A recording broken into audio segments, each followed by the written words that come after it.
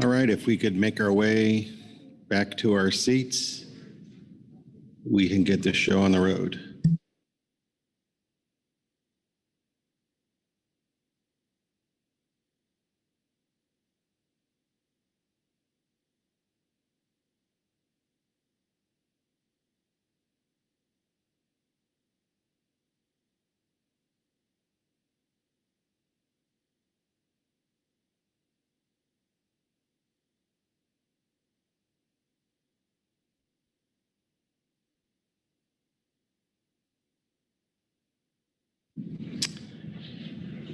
Well, good morning.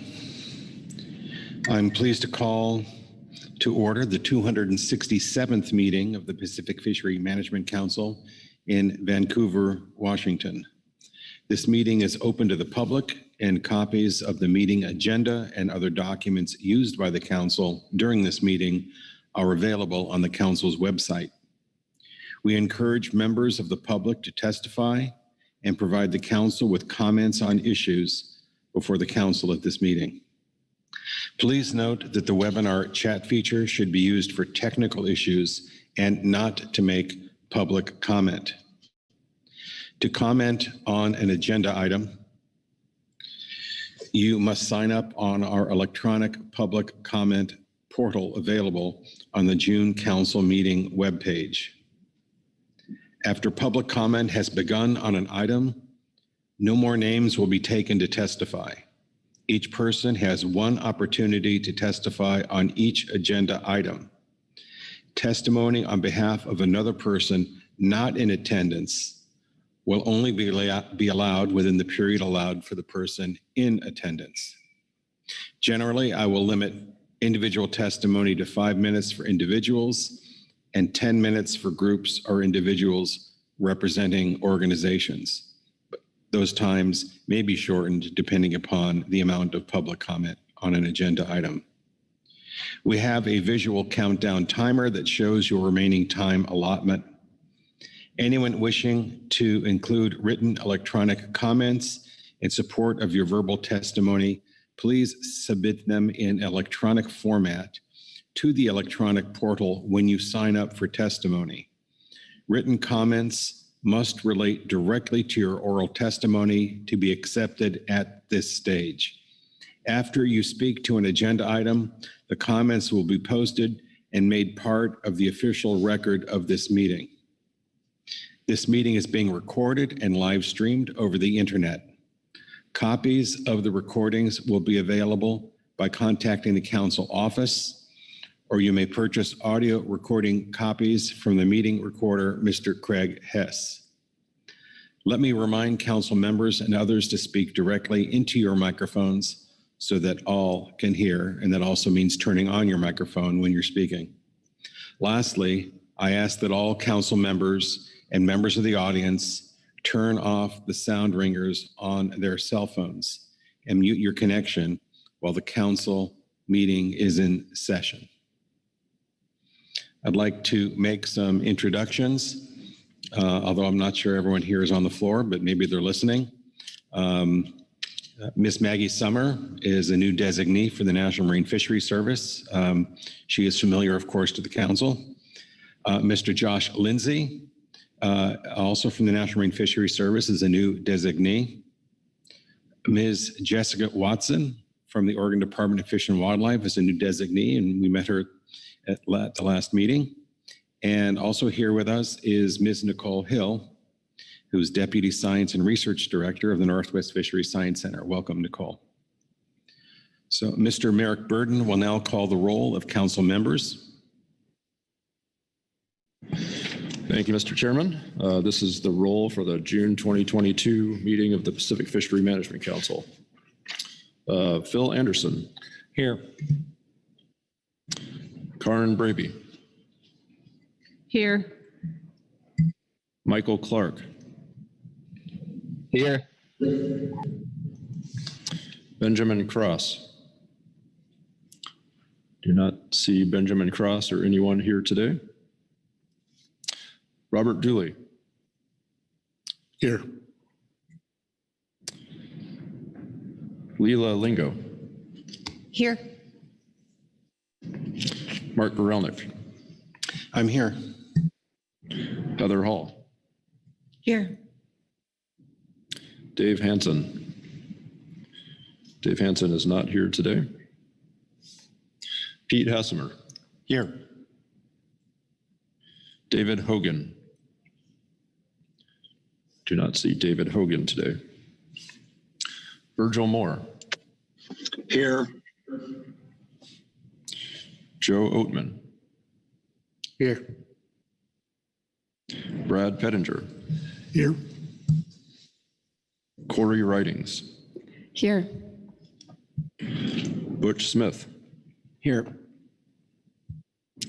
Krista Svensson, Present. Ryan Wolf, Here. Marcy Uremko. Here. That concludes the roll, Mr. Chairman, and you have a quorum. Thank you very much, Mr. Burden. So we have a quorum. We're going to get going. I think the first item of business is to make sure we have an agenda. An agenda has been published under agenda item A4. I will see if there are any additions or changes to the agenda. And if there are not, I will look for a motion to approve the agenda.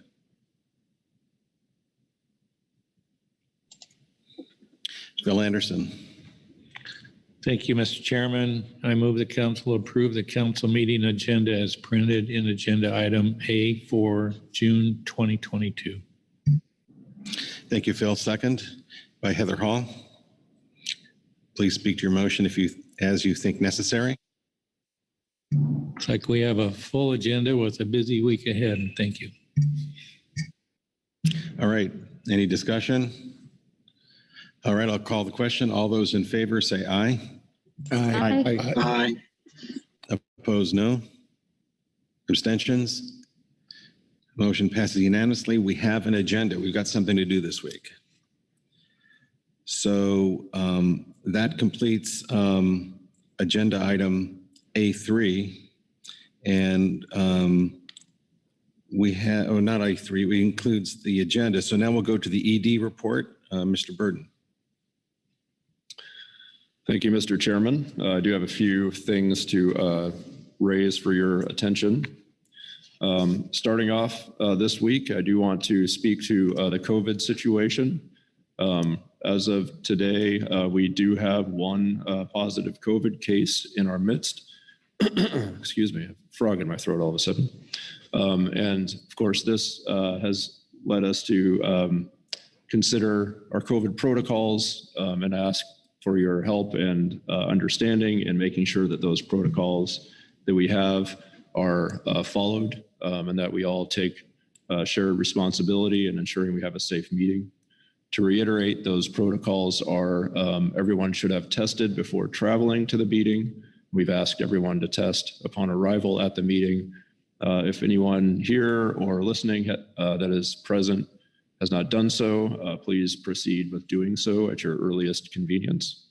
We also have, for the council writ large, we do have a masking optional policy. However, we have empowered advisory bodies to implement a mask requirement policy within their rooms if they so choose. There are two advisory bodies that have elected to do so. One of those is the Groundfish Management Team. The other is the CPS Management Team. The Habitat Committee has not elected to, although they stress they would really, really appreciate it if everyone masked in that meeting room. Let's see, moving on from COVID situation, we do have several alternates here this week on several of our advisory bodies. So let's see, starting with the GAP, we do have a vacant processor at large seat. Mike Okanowski is filling that as an alternate this week. Also on the GAP, Paul Morant, I think I've got that name wrong, but Paul will be sitting in as an alternate for Steve Westrick for the Washington Charter seat. On the HMSAS, we have John Richards sitting in for Pamela Tom for the Public at Large seat. On the CPSAS, we have Matt Everingham sitting in for David Crabb on the California Commercial seat. And on the SSC, we have Melissa Monk sitting in for John Field on the NIMS Southwest Fisheries Science Center seat. Let's see, moving on from there, I would call your attention to a series of informational reports. Several of those concern the whiting fishery and the co-ops formed under the whiting fishery management regime that we have in place. We also have two additional reports. One is an equity and environmental justice report from NOAA. Later on today, Sam Roush will be attending. I believe our intention is to leave that agenda item, the NIMS portion of that agenda item open so that Sam may present to us on that report. We also have a regional action plan concerning climate from NOAA. And we have had some discussions with NOAA and the science centers about when we might be able to provide comment on those, since the comment period does close very soon and we have not scheduled that on our agenda here this week. After discussing with them, we did come to a conclusion that submitting comments after our September meeting would be appropriate. So we do intend to schedule that on our September agenda. In the meantime, that report is available for you as an informational report here this week. That is the end of my executive director's report, Mr. Chairman, but I'm happy to take any questions. All right, thank you. Are there any questions on the report?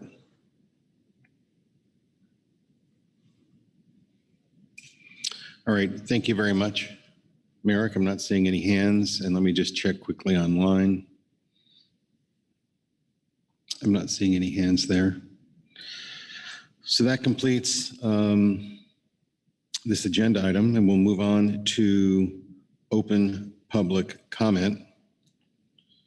And I don't have that screen up. I'm going to ask council staff to see if we have any submitted.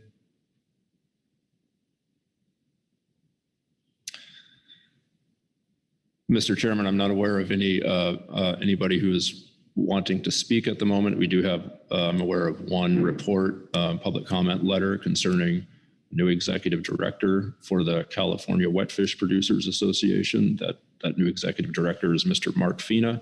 I believe most of you know him. I think he'll make an excellent addition to our process. I'm looking at Chris to see if there is anyone signed up. We do have one person or one, sorry, pause here for a second.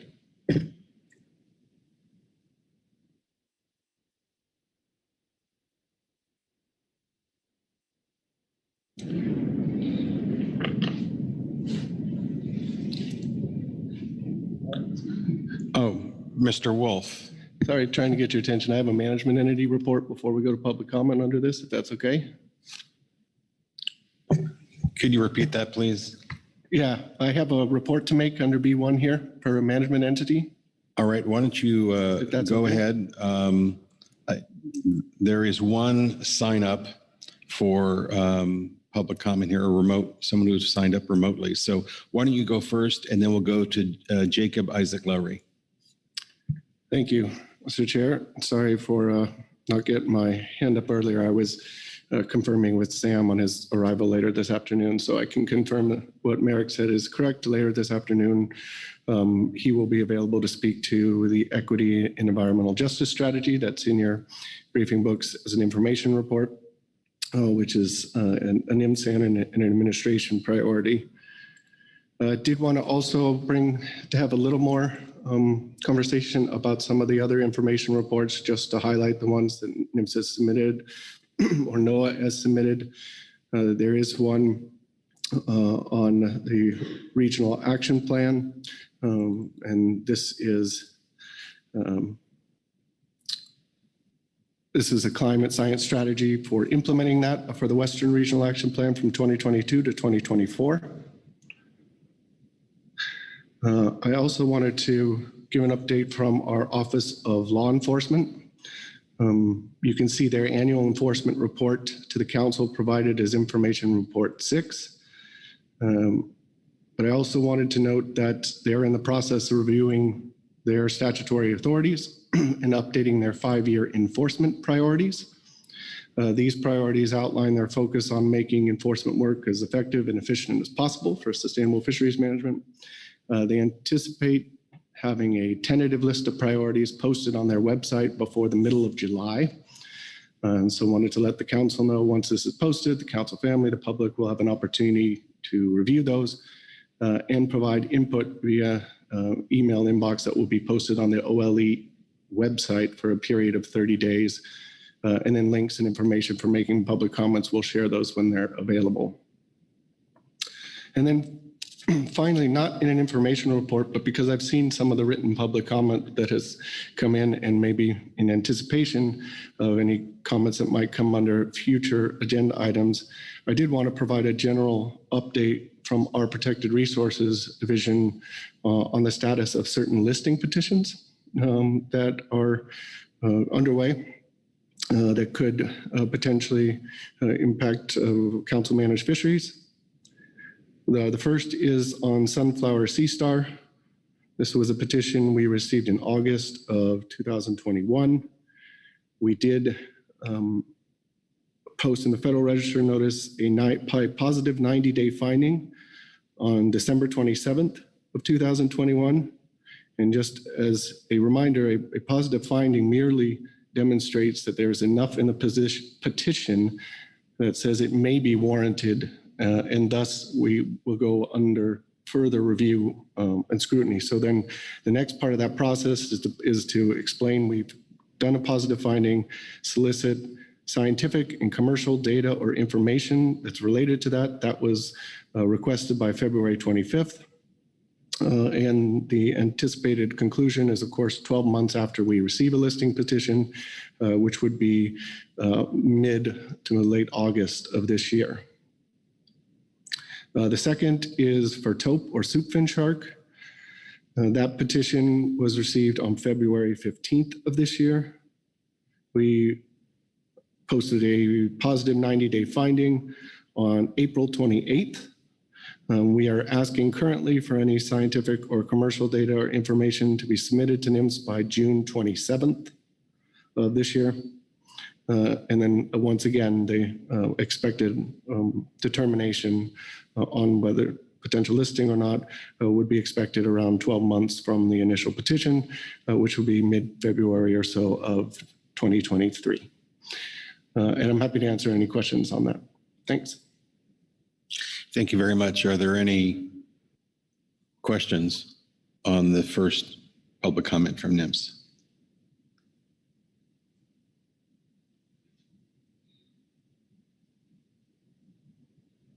All right, thank you very much. We'll now go to Jacob Isaac Lowry. Welcome, Jacob. Good morning. Can everyone hear me okay? Yeah, we can hear you. All right, great. Well, I just wanted to take a quick minute just to make a comment on the status of electronic monitoring in HMS. I'm bringing this up now under open public comment because EFPs are on the agenda. I have no material ask for the council right now. Just wanted to make this comment to raise awareness because we are part of the EFP. In terms of what's been happening since the last update we shared with the council, Flywire has secured funding to develop and prepare a fisherman-focused electronic monitoring option in HMS for consideration and implementation by the council.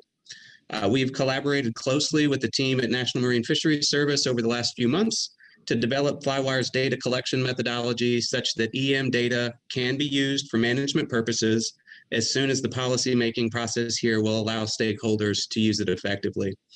So we're going to be conducting sea trials this season to validate program design and performance, and we intend to ask the council for staff time to work with us on preparing a range of alternatives for consideration next year. So just wanted to provide a quick update. Thanks so much. Thank you very much, Jacob. Are there any questions for Jacob? Krista Svensson. Yeah, thank you, Mr. Chair, and thank you for the update, Jacob. Just for my clarification, we have a number of EFPs out there. Is this for the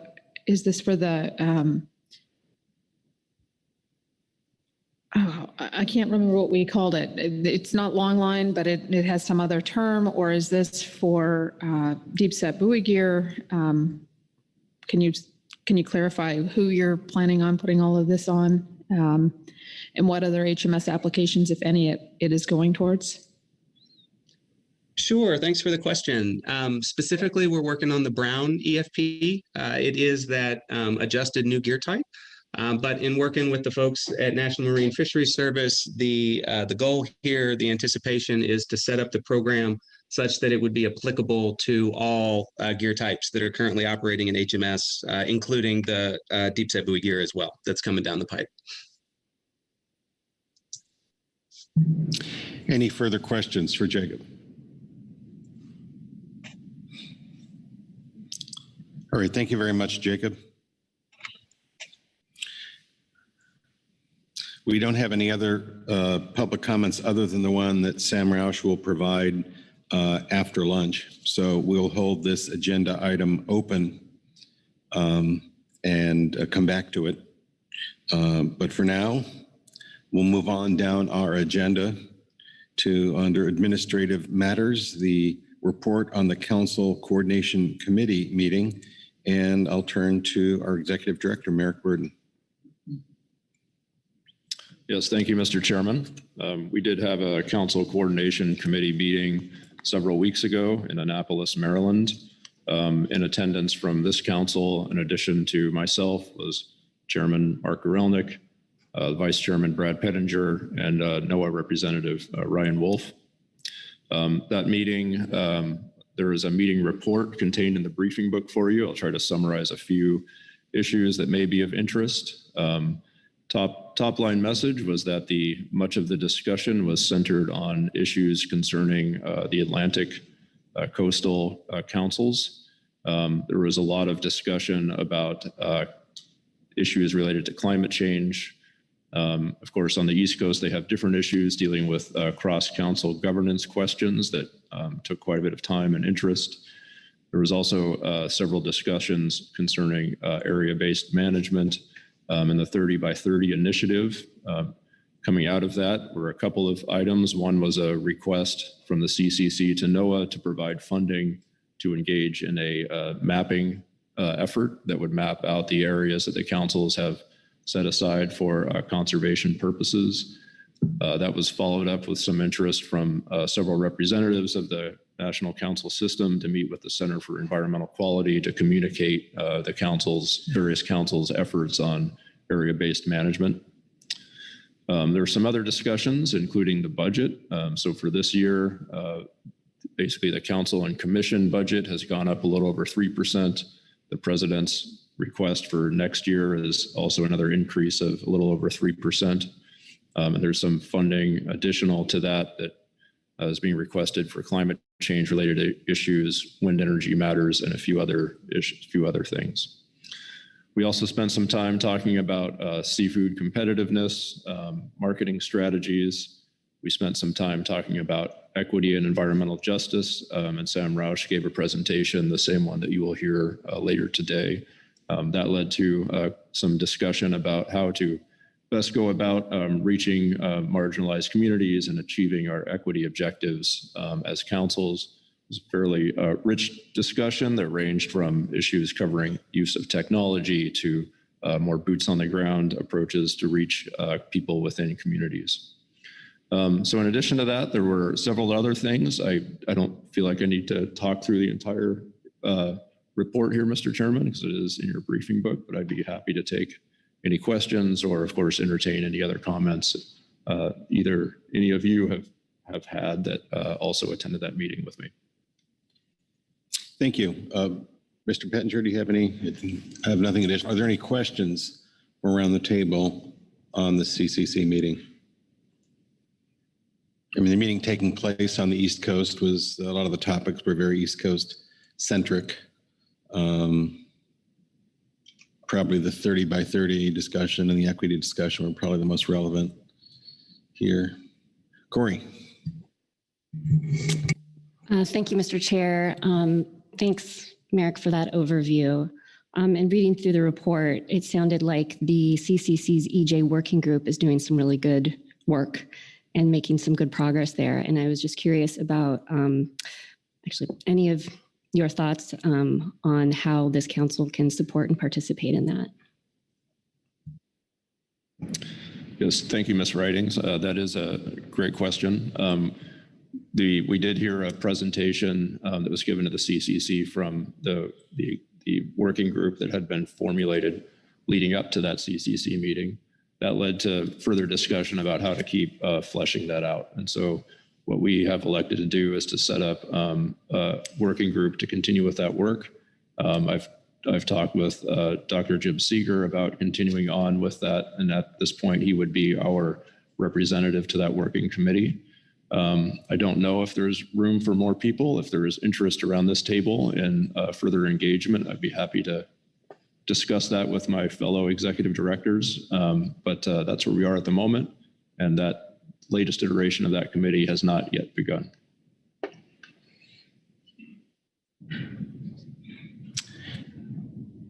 Any further questions of the executive director on the CCC report? I don't see any public comment on this agenda item. And let's see if there's any council discussion on this agenda item. And I'm not seeing any, so thank you very much, Merrick.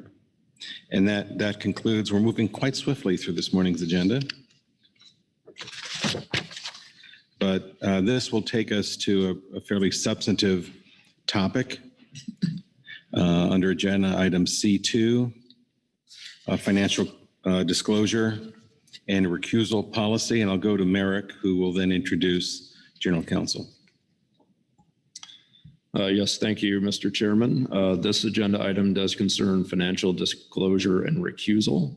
And this agenda item covers two requirements that come from the Magnuson-Stevens Act, in addition to a 2021 NOAA policy directive concerning disclosure and recusal.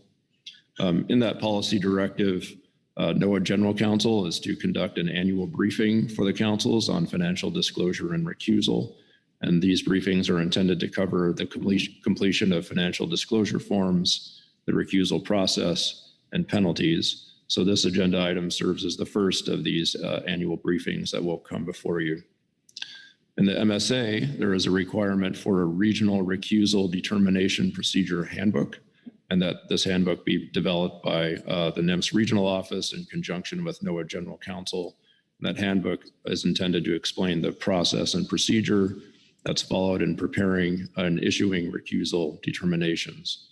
So under this agenda item, we'll also hear about the plan for developing that handbook from General Counsel. And Mr. Chairman, I would advise that we turn over to Maggie Smith here. Well, welcome again, Maggie.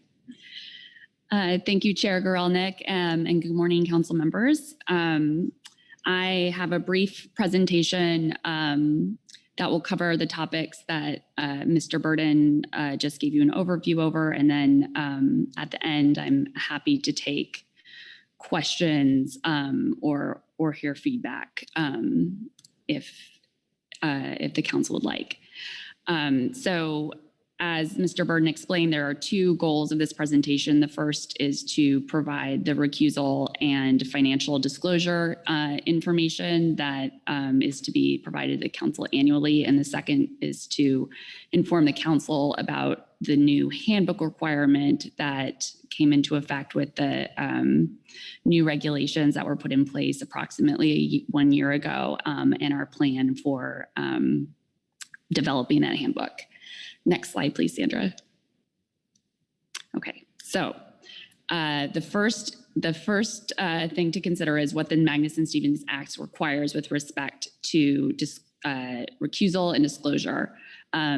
This provision is covered in section 302J of the MSA, and it requires an affected individual to, number one, disclose relevant financial interests, and two, recuse himself or herself from voting on a council decision that would have a significant and predictable effect on the individual's financial interests. Next slide, please. So first, who are affected individuals? For the Pacific Council, affected individuals are those council members who are nominated by the governor of a state or appointed by the Secretary of Commerce to serve as a voting member on the council, and any tribal representative who is not already subject to disclosure and recusal requirements under the laws of an Indian tribal government. It does not include the NIMS representative or the state officials for California, Idaho, Washington, and Oregon who are already subject to disclosure and recusal requirements under their employers' rules. Next slide, please. So why does this provision exist? It's the financial disclosure provides important information to the public on your background and the financial interests in the fisheries managed by the council. Financial disclosure satisfies the MSA requirements and allows council members to participate in and vote on fishery matters that would otherwise present a conflict of interest. I think it's important to note here that the MSA and the council system are somewhat unique in terms of federal government in that it supersedes the general conflict of interest rules and does allow individuals with a financial interest in the decision to participate and vote on matters in which they do have a financial interest. And that was Congress's judgment that the expertise of those individuals was important to the functioning of the councils. And they balanced that with this disclosure requirement so that those interests are clear to the public. All right, next slide, please. So what financial interests must be disclosed? So in general, this includes ownership in or employment with any company engaged in harvesting, processing, lobbying, advocacy, or marketing activity that is being or will be undertaken in any fishery under the jurisdiction of the council, employment with or service as an officer, director, or trustee of an association or organization whose members participate in the fisheries, and entities that participate in the fisheries and that are that you own or are owned by your employer or your company. And as I know you are all aware, the regulations and the financial disclosure form itself provides specific detail on what has to be disclosed with respect to these categories. Next slide, please. So whose financial interests must be disclosed? It's not just the individuals, but it is any relevant financial interest held by you, your spouse, minor child, or partner, and any organization in which you are serving as an officer, director, trustee, partner, or employee. Next slide, please. So when do these financial interests need to be disclosed? The first is within 45 days of taking office, within 30 days of any change to the affected individual's financial interests, and annually by February 1st, regardless of whether an affected individual's financial interests have changed. And I did just want to highlight that second one because with respect to the first disclosure and the annual disclosure, council members are prompted by the council staff to complete those requirements. But to the extent that there's any change, the council staff may or may not be aware of that. And so it really is a responsibility of the council member to notify the council of any change. So if you do take a different job or your interest in a fishery changes, it's important to note that you have an affirmative obligation to update your financial interest forms. Right, next slide, please. So moving from disclosure to recusal, so when is an affected individual recused from voting? So this is set forth in the MSA, and it is when a council decision would have a significant and predictable effect on a financial interest required to be disclosed. And in true lawyerly fashion, I have like 5 slides trying to explain what that one sentence means. So we'll move to the next slide, please. So the Act defines significant and predictable effect as a close causal link between the council decision and an expected and substantially disproportionate benefit to the individual's financial interest relative to the financial interests of other participants in the same year type or sector of the fishery. Next slide. So the way this breaks down is that there are basically 4 steps that all need to be triggered in order for recusal to be required. The first is there a council decision? The regulations define what a council decision is, and it is not any vote taken by the council. It's referring specifically to approval of FMPs or FMP amendments, recommended regulations and comments to the secretary. So it is sort of a limited subset of the kind of votes that the council takes. So that's the first step. The second step is there a council member with a financial interest in the fishery affected by the council's action? And so a part of this is sort of defining like what is the fishery affected by the council's action, and is there a council member who has an interest in that fishery? Step 3, is there a close causal link between the council decision and the council member's financial interest? So, you know, there might be an action that does affect a particular fishing sector, but there's sort of there would be no impact on a council member's financial interests. And then finally, is there an expected and substantially disproportionate benefit to the council member's financial interests? And again, if the answer to any of these questions is no, then recusal is not required. Next slide, please. So the longstanding regulations define significant financial interest as a greater than 10% interest in the total harvest of the fishery or sector of the fishery affected by the council decision. A greater than 10% interest in the marketing or processing of the total harvest of the fishery or sector of the fishery affected by the council decision, or full or partial ownership of more than 10% of the vessels using the same gear type within the fishery or sector of the fishery affected by the council decision. So that 10% threshold is obviously very important in determining whether the financial interest is significant as defined by the regulations. Next slide, please. All right, so who initiates recusal determinations? An affected individual can request a determination from NOAA General Counsel. So this is always welcome, and you know we certainly encourage individuals who have questions about this or concerns about a particular agenda item to reach out. But conversely, NOAA General Counsel can initiate a decision or a determination on its own. And you know, again, if there are any issues, we welcome and encourage early conversation and consultation. Next slide, please. So what happens if someone is recused from voting? And I'll just note that I believe that the last recusal occurred before I began working with the council. So this is not something that happens very often here.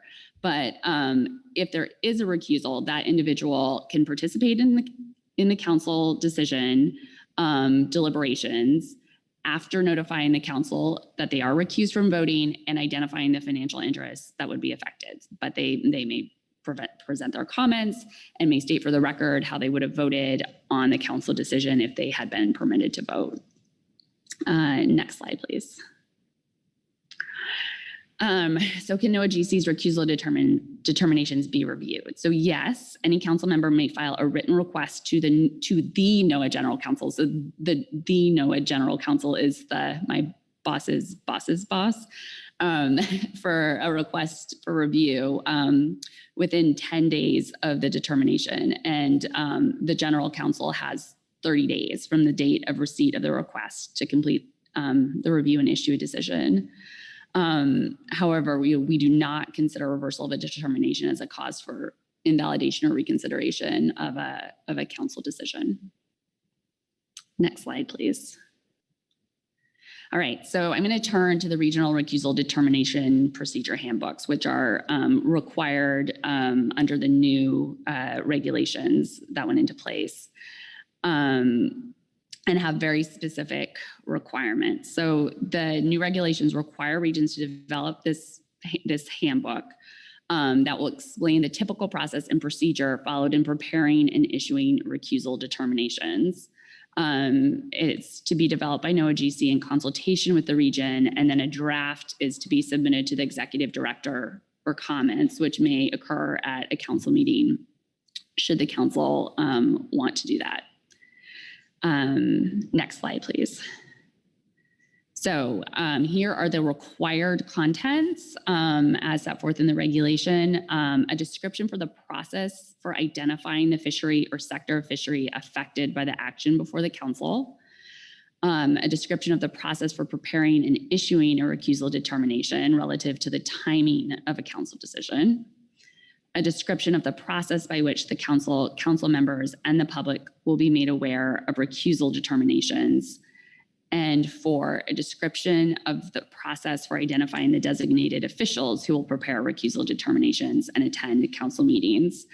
I'll just say that I think that a lot of this is going to be very new for this council. As far as I'm aware, there has never been a written recusal decision by the designated official in NOAA General Counsel. I think the process has typically been more informal in past years. And so, setting this out in a handbook will be somewhat new. I mean, part of the reason that it has been informal is that it's not very common just based on the way that our fisheries are designed and what the makeup of the council has been. So it's sort of unusual for there to be an issue. And then in the past, when issues have arisen, they've been pretty easily, I think, resolved without the need for a written decision. So that's one thing that we are going to need to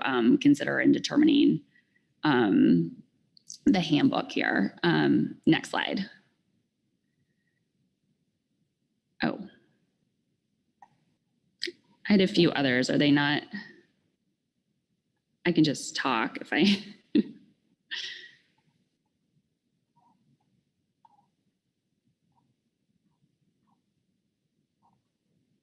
With slide 17 is the next one. Gets back one more. Oh, other direction. One more back. There, thank you. Okay, so in that spirit, I did want to outline some goals that we have for developing this handbook and making it useful to the council and to the public and to the designated officials. So the first goal is to develop a transparent process so that it's clear for council members and the public, what are the procedures, what are the expectations, how things are going to proceed if needed. The second is to develop a framework that doesn't impose unnecessary process and significant amounts of time, but is available in the future should, the makeup of the council change or the fisheries change, so that we do have it there when needed. But for example, we're not spending a lot of time talking about defining the fishery for every single action if there's no possible recusal implications. And then the third is to front load process as much as possible, so that we know well in advance and council members know well in advance whether there's an issue, and would allow time for all of the process to play out if needed. So those are kind of the general principles that we have in mind in going into this process of handbook development. All right, next slide, please. And so finally, I just always have to end this presentation with a reminder that in addition to the MSA provisions, the federal regulations also state that no council member may participate personally and substantially as a member in a particular matter primarily of individual concern, such as a contract in which he or she has a financial interest, even if the interest has been disclosed. And this mirrors the criminal conflict of interest statute in the United States Code. And so it's a separate and different obligation. These types of matters of primarily individual concern are also very unusual, but they are just really important to be aware of, that there is a separate requirement there. Next slide, please. All right, so consequences. Are there consequences for complying with the for not complying with financial disclosure and recusal requirements? So there are criminal and civil penalties under Section 216 if your conduct constitutes an offense under the criminal conflict of interest statute. In addition, failing to knowingly and willfully failing to disclose, falsely disclosing, or a financial interest is a violation of the MSA and subject to penalties under the Magnuson-Stevens Act. Removal from the council is also a potential consequence. And I'm ready for the next slide. So if you're interested in getting more information, this is where you would find it. The provision of the MSA, the citations for the regulations, and the two NIMS policy directives governing recusal and disclosure. And also the current PFMC member disclosure forms are available at the council's website. And with that, I'm happy to take any questions. All right. Thank you, Maggie. Let's see if there are questions from around the table. Usually we do get some questions on this topic, but I'm not seeing any. I guess you did such a thorough job. Well, there is one question over here, Mr. Smith. Thank you, Mr. Chair. So, Maggie, I've spent most of my life staying out of the slammer, and I'd hate to go into the PFMC jail. But so my question is, I would think that you would have access to all our financial disclosures, and I thought I saw it. But would legal staff have the ability to tell a council person, if they were on the verge of, not being able to violate, have an interest and so can't vote or shouldn't vote or recuse themselves? Did I hear you say that during your presentation? Because that sure would be helpful to us all, I think. Thank you. Yeah. Thank you, Mr. Smith, for the question. Yeah, so I do review the forms and think about whether or not recusal would be required for particular agenda items. I think as part of the handbook, we might want to consider making that a little bit more of a formal process so that council members, can have an opportunity to hear about what might trigger recusal. But I'll note that the penalties attached for knowingly and willfully failing to recuse or disclose. So it's not meant to capture mistakes. And we absolutely do keep an eye on that. And it's just, again, very unusual for this council to have recusal issues in my experience, which is why nobody has been contacted by us regarding this. Thank you. Further questions? Merrick.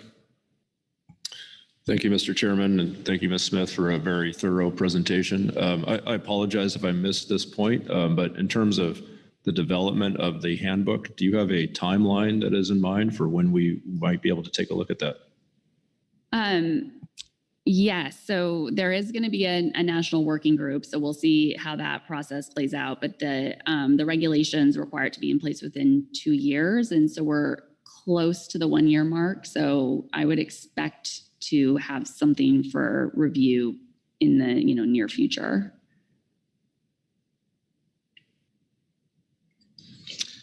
Okay. Any further questions around the table? Mr. Dooley. Thank you, Mr. Chairman. I'm just curious, why we're approaching this from a regional perspective. I can't understand why there'd be much difference between the different regions, and maybe a regional or a national approach would be a good start, and maybe adjust from there where it doesn't fit. But I don't, is there something I'm missing here? Thank you. So, the policy directives and the regulations are all at the national level. I'll say there are actually huge differences between councils in terms of the recusal. There are councils in which recusal happens very frequently and is highly contentious. And then there are councils where it happens really infrequently. And the decision was that it made more sense for individual regions and councils to develop procedures that made sense for their particular circumstances, rather than, for example, imposing a lot of process that might be necessary in a region where there's a lot of recusals and a lot of appeals, but may end up just being a lot of busy work in a council like this where recusals are uncommon. Thank you.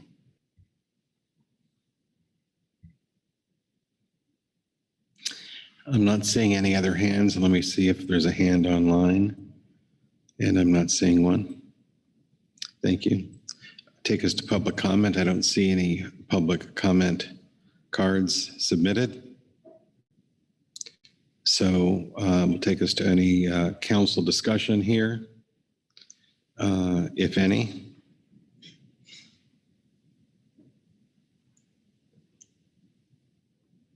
I guess we'll stay tuned on this topic. I know it's something that is important.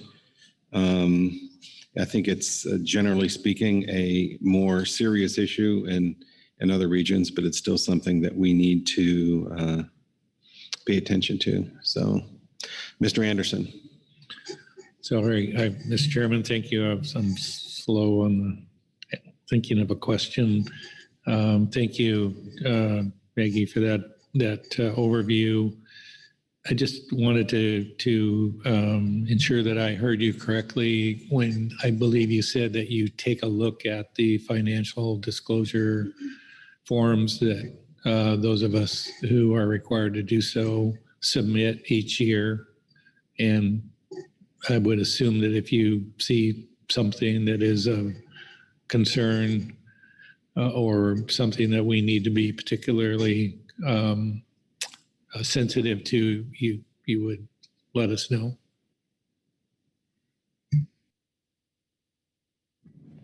Yes, that's correct. I do look at those, and I would certainly reach out if I saw something that I thought warranted a conversation. Great, thanks. Appreciate you doing that. All right, anything else on this agenda item?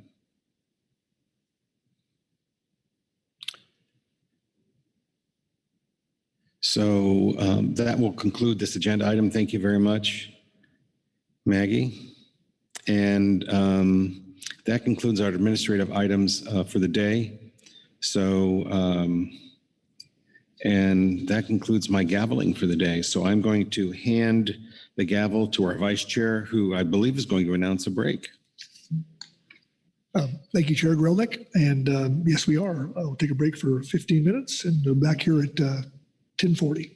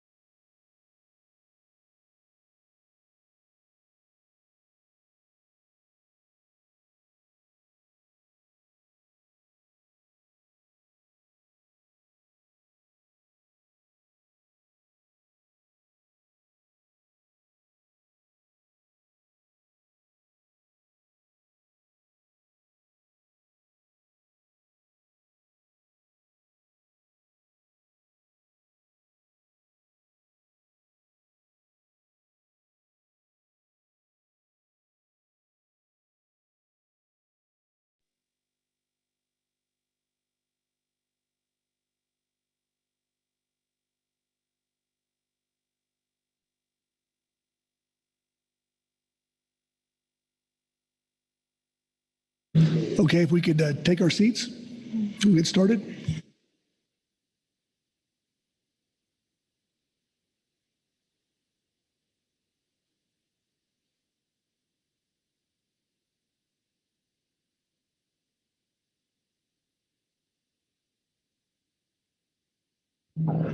Okay, we're back in session, and I'm looking to Jesse Dorfinghouse to start us on D1. Jesse?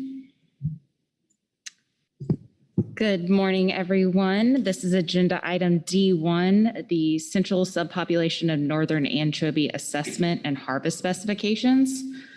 So in June 2021, the council adopted a process to periodically evaluate harvest reference points such as the OFL and ABC for the Central Subpopulation of Northern Anchovy, and a framework and flow chart that describes that process and schedule is found in COP 9.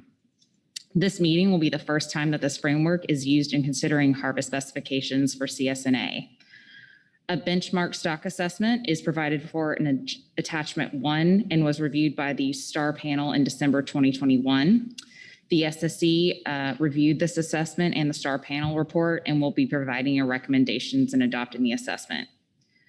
The council should consider adopting the assessment and recommending an OFL, ABC, ACL, and any other specifications or management measures as appropriate. So your council action for today is to adopt the CSNA stock assessment and to consider recommending OFL, ABC, ACL, and if appropriate, annual catch target specifications and management measures. For your reference materials, attachment 1 is the benchmark assessment for Northern Anchovy, which can be found in the electronic only in your briefing book. Attachment 2 is the STAR panel report. There is a CDFW report as well that is providing some additional information on the assessment. And then you have an SSC report, a CPSMT report, and a CPSAS report as well. And I'd be happy to take any questions. Okay, thank you, Jesse. Questions for Jesse on her overview? Okay, before we go to the SSC report, I see there is a CDFW report that they're willing to take questions on if there are any. And so I'll look, see if there's any hands. Okay, seeing none, we'll go to the SSC report, and I believe Will Satterwhite. Will? Yes, good morning. Can you hear me? You're a little low, actually. A little low. Is this better? Much better. Thank you. Great. So I will be reading agenda item D1A, Supplemental SSC Report 1. The SSC reviewed the 2021 stock assessment for the Central Subpopulation of Northern Anchovy and the associated STAR panel report. Dr. Peter Kuriyama from the Southwest Fisheries Science Center presented the assessment, and Dr. Andre Punt from the University of Washington presented the STAR panel report. This is the first assessment of CSNA in over 25 years. As with most stock assessments of PFMC managed stocks, the assessment was performed using stock synthesis. Key features of the model included: 1, the acoustic trawl survey biomass was the main abundance index, split by season, with catchability estimated based on the assumption of full catchability within the acoustic trawl survey area, and this included various methods to account for nearshore biomass, and then overall Q, or catchability, set to account for seasonal estimates of the proportion of CSNA biomass inside U.S. waters. It included age composition data from the AT survey and from the fishery. It looked at combined catches from the Mexico plus California fisheries with seasonal, age-based, and time-varying selectivity patterns. The AT survey was assumed to be fully selective for age 1 and older and had time-varying selectivity for age 0. It assumed a Beverton-Holt stock recruitment relationship with steepness fixed at 0.6 and total recruitment variability, or sigma R, fixed at 1. And natural mortality was estimated, but assumed to be constant across time and across age classes. It was the STAR panel's understanding that the summer 2021 AT survey report would be officially finalized by the time the assessment was adopted by the council, but that was not the case, in part because it is being prepared as a joint report with Mexico. Nevertheless, the assessment using the preliminary 2021 acoustic trawl survey estimate remains the best scientific information available. The SSC endorses the 2021 Central Subpopulation of Northern Anchovy Assessment as the best scientific information available for management of this stock. Under COP9, or the COP9 framework for anchovy management, an estimate of the exploitation rate corresponding to MSY and a 10-year mean biomass, or the long-term biomass BLT, which should be taken from the assessment, are required to calculate the OFL and the default ABC, denoted ABCD. And a 3-year mean biomass estimate, or a short-term biomass BST, which ideally would come from surveys, is required to calculate a candidate ABC, and that candidate ABC is to be adopted if it is smaller than 60% of ABCD. Although COP9 does not specify the units of biomass to be used, the supporting analyses for adoption of the framework were based on age 1 and older biomass, and EMSY was calculated based on age 1 and older biomass as well. The SSC endorses the EMSY value, which was labeled FMSY in the assessment, of 0.493. Again, that's estimated within the assessment, where E is expressed as annual total catch divided by summary age 1 and older biomass, while noting that the value of EMSY remains a major uncertainty. COP9 specifies that the uncertainty buffer, and that's Q, which should not be confused with catchability, which also goes by Q, is equal to 0.25. Although COP9 calls for the long-term biomass average to be based on a 10-year mean of age 1 and older biomass estimates, the assessment only presents biomass estimates for 7 years, 2015 to 2021, along with a biomass forecast for 2022. Because forecasts are dependent on highly uncertain recruitment projections and natural mortality, the SSC determined that 2021 should be the most recent year included in the long-term biomass calculation. Although the assessment does not estimate biomass for 2012 through 2014, the information presented in Figure 45, along with appendices B through D, indicate that age 1 plus biomass was low and comparable for the period from 2012 to 2015. Due to concerns about the 2015 acoustic trawl survey and its impact on the 2015 biomass estimate, the SSC decided to average the 2015 and 2016 assessed biomasses, which yielded 118,236 tons, to serve as a yearly proxy biomass for 2012 to 2014. The SSC then calculated long-term biomass from 2012 through 2021, resulting in a long-term average biomass of 603,025 tons. The stock-wide OFL is equal to 297,291 tons, which is obtained by multiplying the long-term biomass by EMSY, and the default stock-wide ABCD, or default ABC, is 74,323, which is obtained by multiplying the OFL by the Q buffer of 0.25.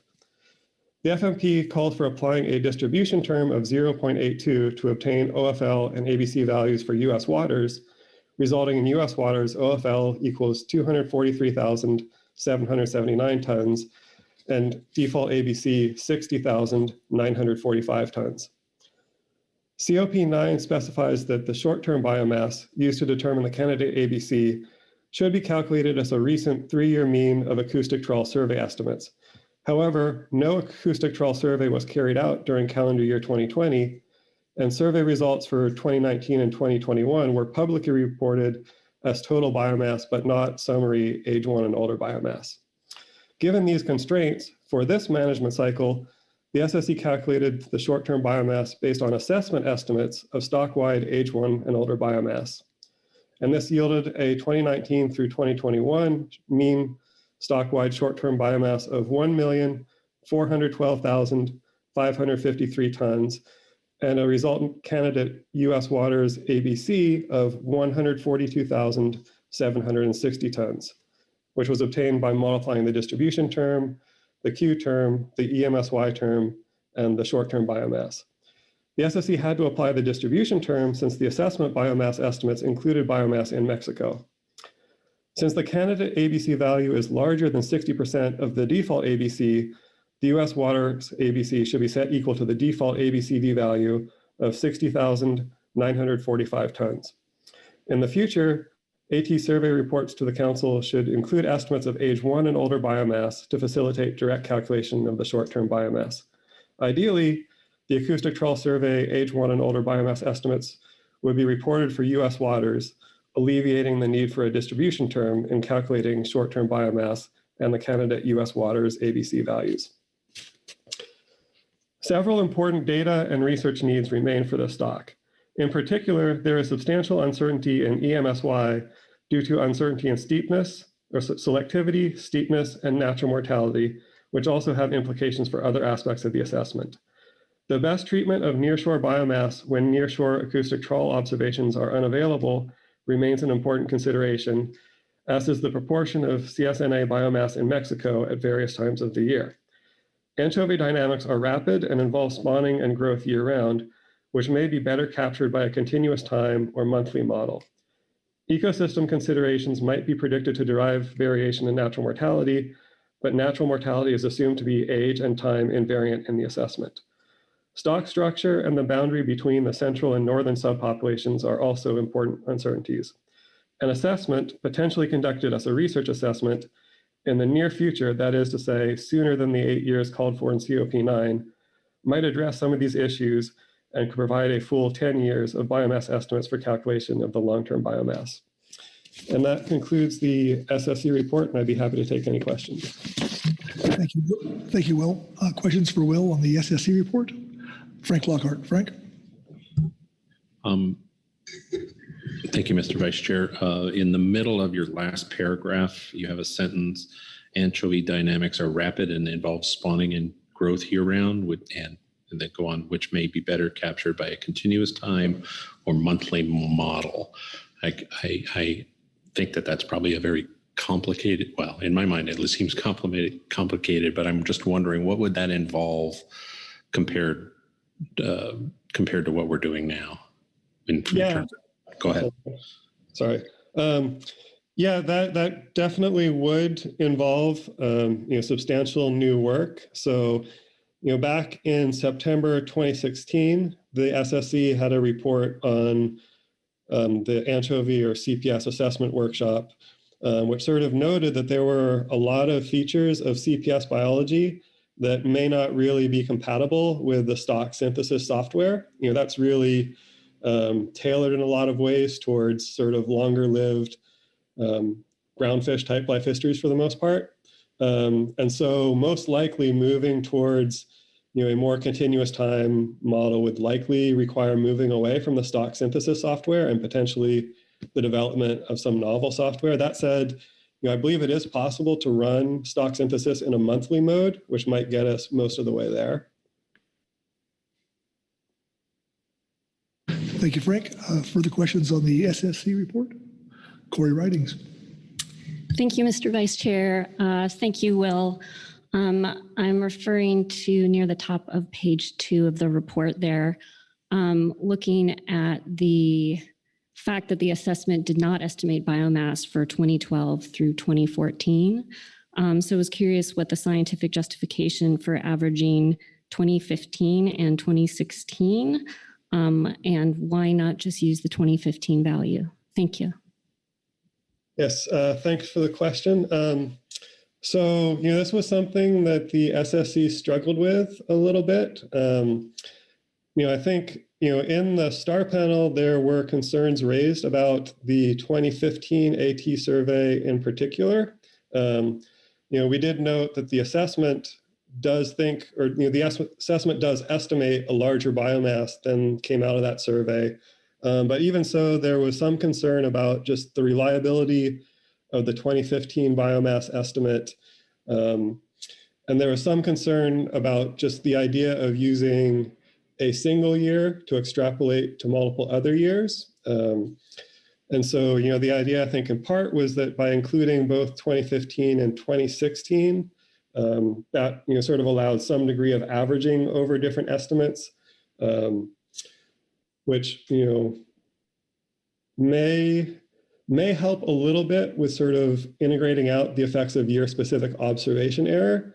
But then there is a trade-off with, it does seem like there was a pretty apparent increase in the anchovy stock size from that point forward. And so it's sort of a trade-off between the longer you make that window, the more likely you are to bias things high by including more abundant years.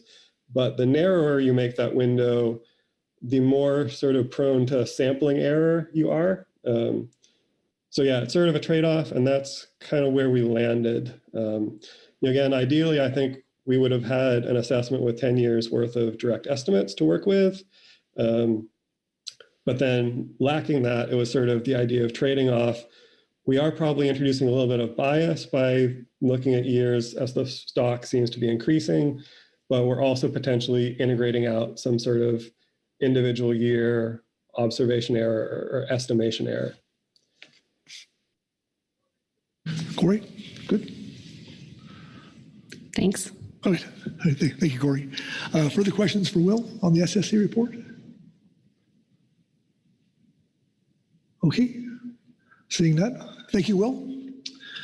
Next up, we'll have Greg Kruzikowski in the CPS management team. So, Greg, go.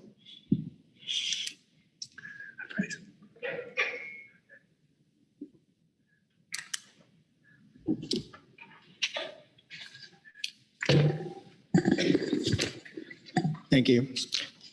For the record, my name is Greg Kruzikowski. I am with the Coastal Pelagic Species Management Team, and I will be reporting reading the Coastal Pelagic Species Management Team report on the central subpopulation of anchovy, northern anchovy assessment and harvest specifications.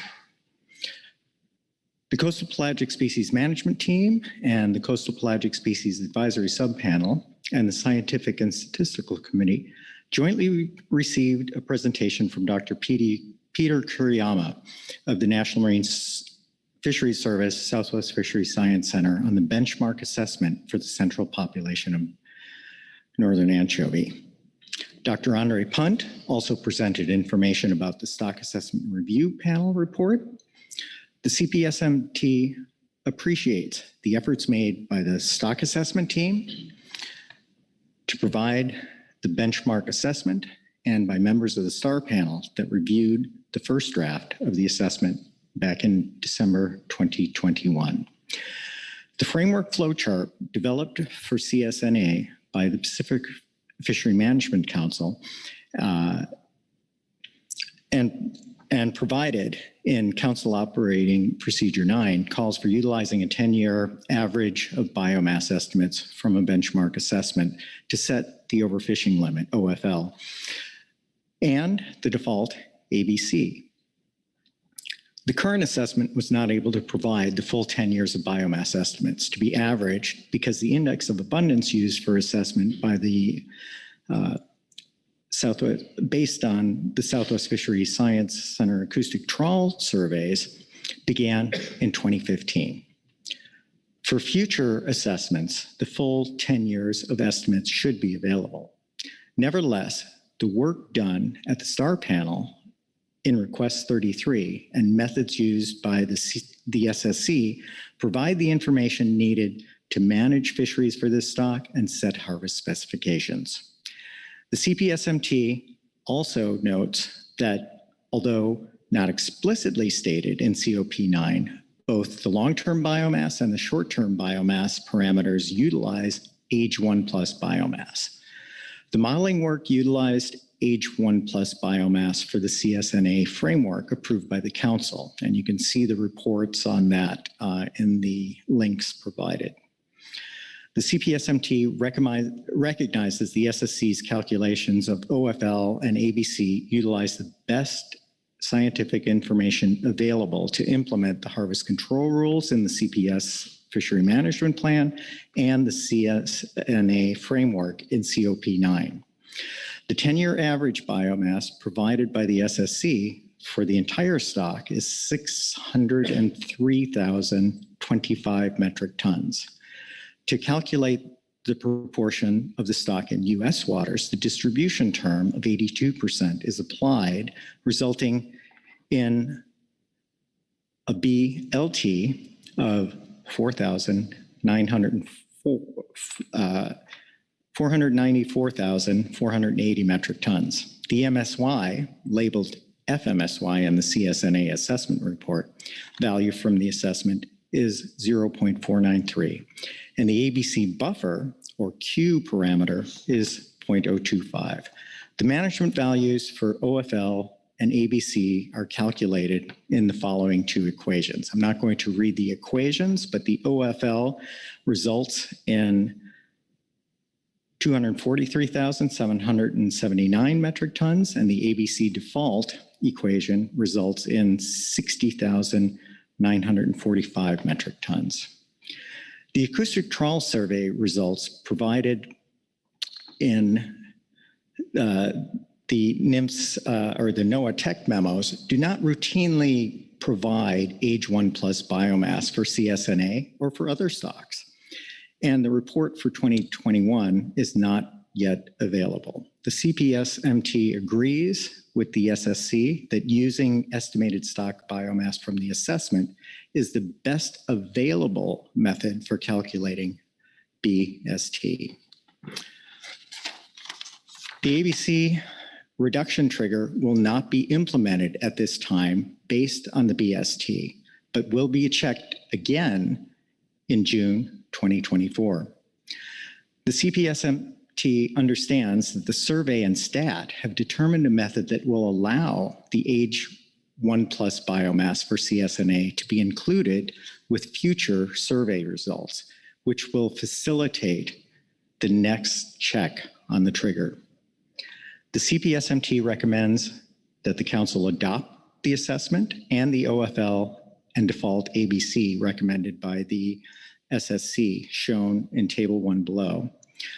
The CPS-MT also recommends that the ACL be set to 60,945 metric tons. The CSNA biomass has been trending upward, and the most recent integrated ecosystem assessment presented at the March 22 council meeting also indicates that reproduction of marine mammals and seabird predators has been generally good. Ecosystem indicators and trends appear favorable for CSNA, and the CPS-MT has not identified any considerations that warrant an ACL lower than the ABC. Table 1 below presents the management quantities, including the total 10-year average biomass, the OFL, the ABC default, and the ACL, as well as the EMSY value. And if there are any questions, I would be happy to answer them. Thank you. Thank you, Greg, for that. And questions for Greg on the CPS management team report? Karen Braby. Not a question, but just appreciation to the team for the report and connecting it to the California Current Integrated Ecosystem Assessment. Even though it's just contextual, it's nice to understand that report and that information is flowing into the team's thinking and helping guide how decisions are made, including this one. So appreciate that inclusion in the report. Thank you. Thank you, Karen. Anyone else? Okay. Thank you, Greg. Next up would be CPSAS report and Steve Crook, I believe. Steve?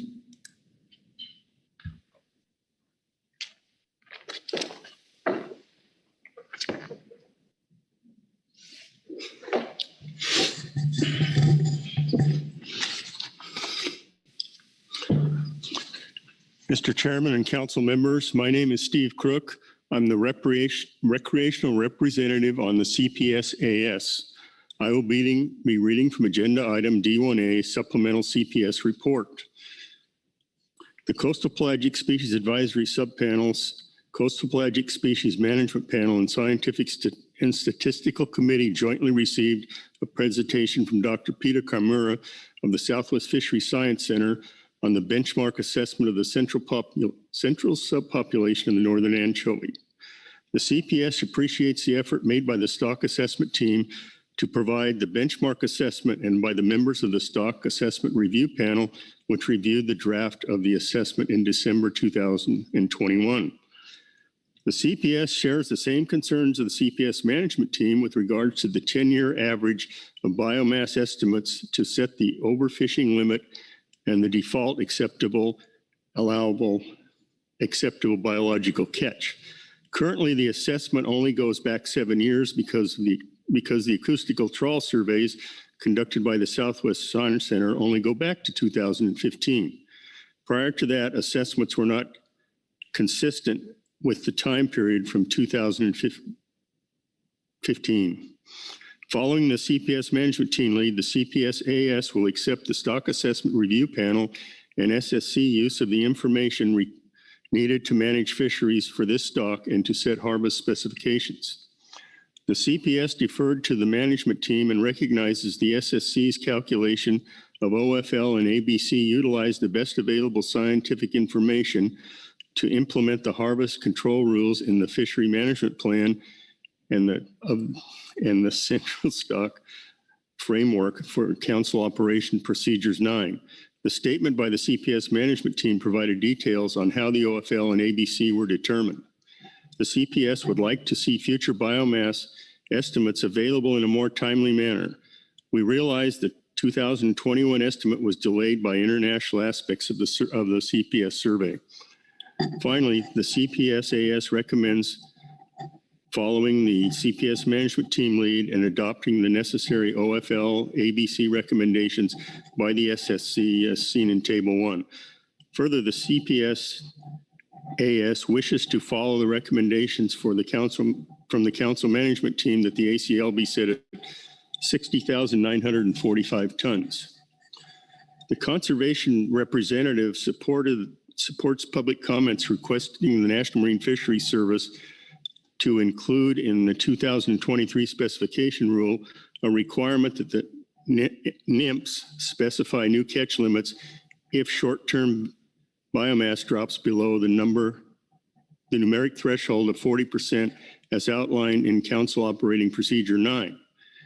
However, others on the CPS-AS are unsure of how this would actually function if in regulation and have concerns about potential impacts.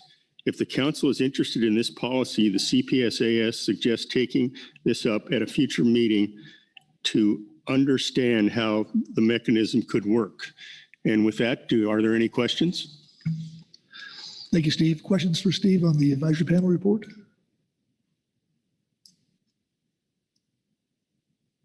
I'm not seeing any. Thanks, Steve.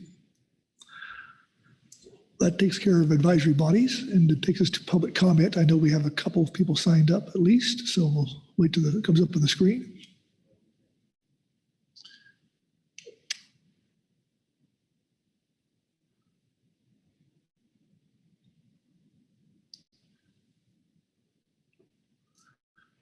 Okay. Thanks, Chris. Okay, first up will be Jeff Chester, followed by Megan Flattery. Jeff, can you hear us? Yes, can you hear me okay? We can. Great. Thank you, Mr. Vice Chair. This is Jeff Chester representing Oceana. Very sorry I could not be there with you all in person, and hope to be there at a future meeting. So Oceana and Earth Justice submitted a comment letter on this item. I think we're at a very crucial crossroads in anchovy management with, I think, the opportunity to resolve some long-term conflicts if the council takes this opportunity. As far as the assessment, we really do appreciate the hard work of the acoustic trawl survey team at the Southwest Fisheries Science Center, the stock assessment team, the STAR panel to complete the first anchovy assessment in 27 years. We had hoped the stock assessment would create an updated long-term time series that included previous estimates from the 1995 assessment to better understand the long-term population fluctuations and update that understanding over decadal scales as intended by the anchovy framework and the COP. However, the assessment only looked at the snapshot of the last 7 years when the stock was highly productive and ATM survey results were available. The benefit of this is that we have high confidence in the biomass estimates in those recent years. However, the downside is that it does not represent the long-term productivity of the stock, and thus should not be used as the basis for setting long-term parameters like EMSY. To provide the 10-year average, the SSC did affirm that the population was collapsed in years prior to 2015, which is something NIMS has long disputed. But this is also shown in multiple indices in the assessment. Clearly, the biomass pre-2015 were lower, and the 2015 estimate should be an upper bound on any years before 2015. We're extremely concerned with the unreasonably high EMSY of nearly 50% from this stock assessment due to the bias in the time series where only productive years were used. The true long-term EMSY would be much lower if it included the sustained periods of collapse, which we know have happened recently in this population, but aren't included in the assessment. This is the reason that the new EMSY from this assessment is more than double the EMSY from the harvest rate from the last assessment. That assessment included years of decline. The new assessment does not. Further, as noted by the SSC, the EMSY is highly uncertain based on wildly different natural mortality, selectivity, and steepness assumptions that are put in place by assessment authors. While we acknowledge the stock has been productive over the last 7 years, any long-term parameters like EMSY must account for the inevitable drops in productivity, which science tells us to already be expected in the population. Only using high productive years is not the long-term EMSY. We recommend the council use the long-term EMSY previously of 24% from the last assessment, which is superior because it examines a long-term time series of several decades, including high and low productivity periods. And we ask that NIMS use that 24% estimate until NIMS can complete a more thorough evaluation of EMSY for this important stock, and recommend NIMS do a more thorough analysis of EMSY in the near future. Our primary request is to actually develop and put the threshold from the Anchovy framework, the biomass threshold, into the rule. So we asked the council to recommend to NIMS that the rule implementing annual specifications for Anchovy expressly include the elements of the Anchovy framework that the council adopted in its COP in November 2021. Specifically, whenever the average value of the most recent 3-year short-term biomass estimates falls more than 40% below the long-term 10-year estimate, NIMS would conduct a new specifications process to specify new annual catch limits that reflect the short-term biomass. Based on the long-term biomass recommended by the SSC of 603,025 metric tons, the biomass threshold consistent with that framework would be 361,815 metric tons. We ask that this specific threshold be included in the rule that would trigger a requirement for NIMS to update the catch limits if the short-term biomass falls below that threshold. That is probably our biggest request. We believe it's consistent with the framework, would not require any additional workload or analysis beyond what the council and NIMS are already planning to do under the framework, and it would provide the safeguards and accountability until the new framework is adopted in the CPS FMP. Lastly, with respect to the ACL, the annual catch limit, to address the ecosystem importance of anchovy, which is a hugely important forage species in the California current ecosystem, we believe it is important that the ACL be set substantially below the ABC, and we believe there are several scientific and policy reasons for doing so. First, and we recommend an ACL of 25,000 metric tons, which has been similar to what the ACL has been recently in the most recent rule. NIMS has never conducted an environmental review for anchovy catch limits above 25,000 tons. NIMS states in the 2020 catch rule, quote, although there is no management uncertainty that requires reducing ACL from the ABC, prior environmental analyses have only analyzed an ACL up to 25,000 metric tons, which is also the council's previous determination of optimum yield for the stock, unquote. Therefore, NIMS can't legally set the catch limit above 25,000 metric tons unless and until they complete a new NEPA review and consult on the effects on listed species under the Endangered Species Act. There's also a need to have a cutoff biomass and a harvest guideline formula in anchovy management, which exists for Pacific mackerel and Pacific sardines. This has been a crucial way that the council has developed optimum yield formulas and done that analysis for those species. In the absence of having that formula or a cutoff, it's very important for the ACL to be precautionary in the meantime. An ecosystem approach really should look at the availability of alternative prey items for the predators that rely on anchovy. So many predators such as brown pelicans and California sea lions switch between sardines and anchovy and actually have trouble when they switch to other species such as rockfish or squid. And currently, as you know, that alternative prey item, the sardines, are currently at low abundance and not widely available.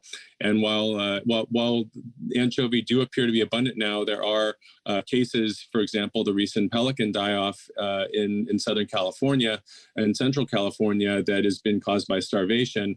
There may not be anchovies nearby, and importantly, not alternative prey either, despite the fact that anchovy are generally abundant. And lastly, the National Standard 1 guidelines suggest setting ACLs below maximum sustainable yield levels for forage species. They state that consideration should be given to managing forage stocks for higher biomass than BMSY to enhance and protect the ecosystem.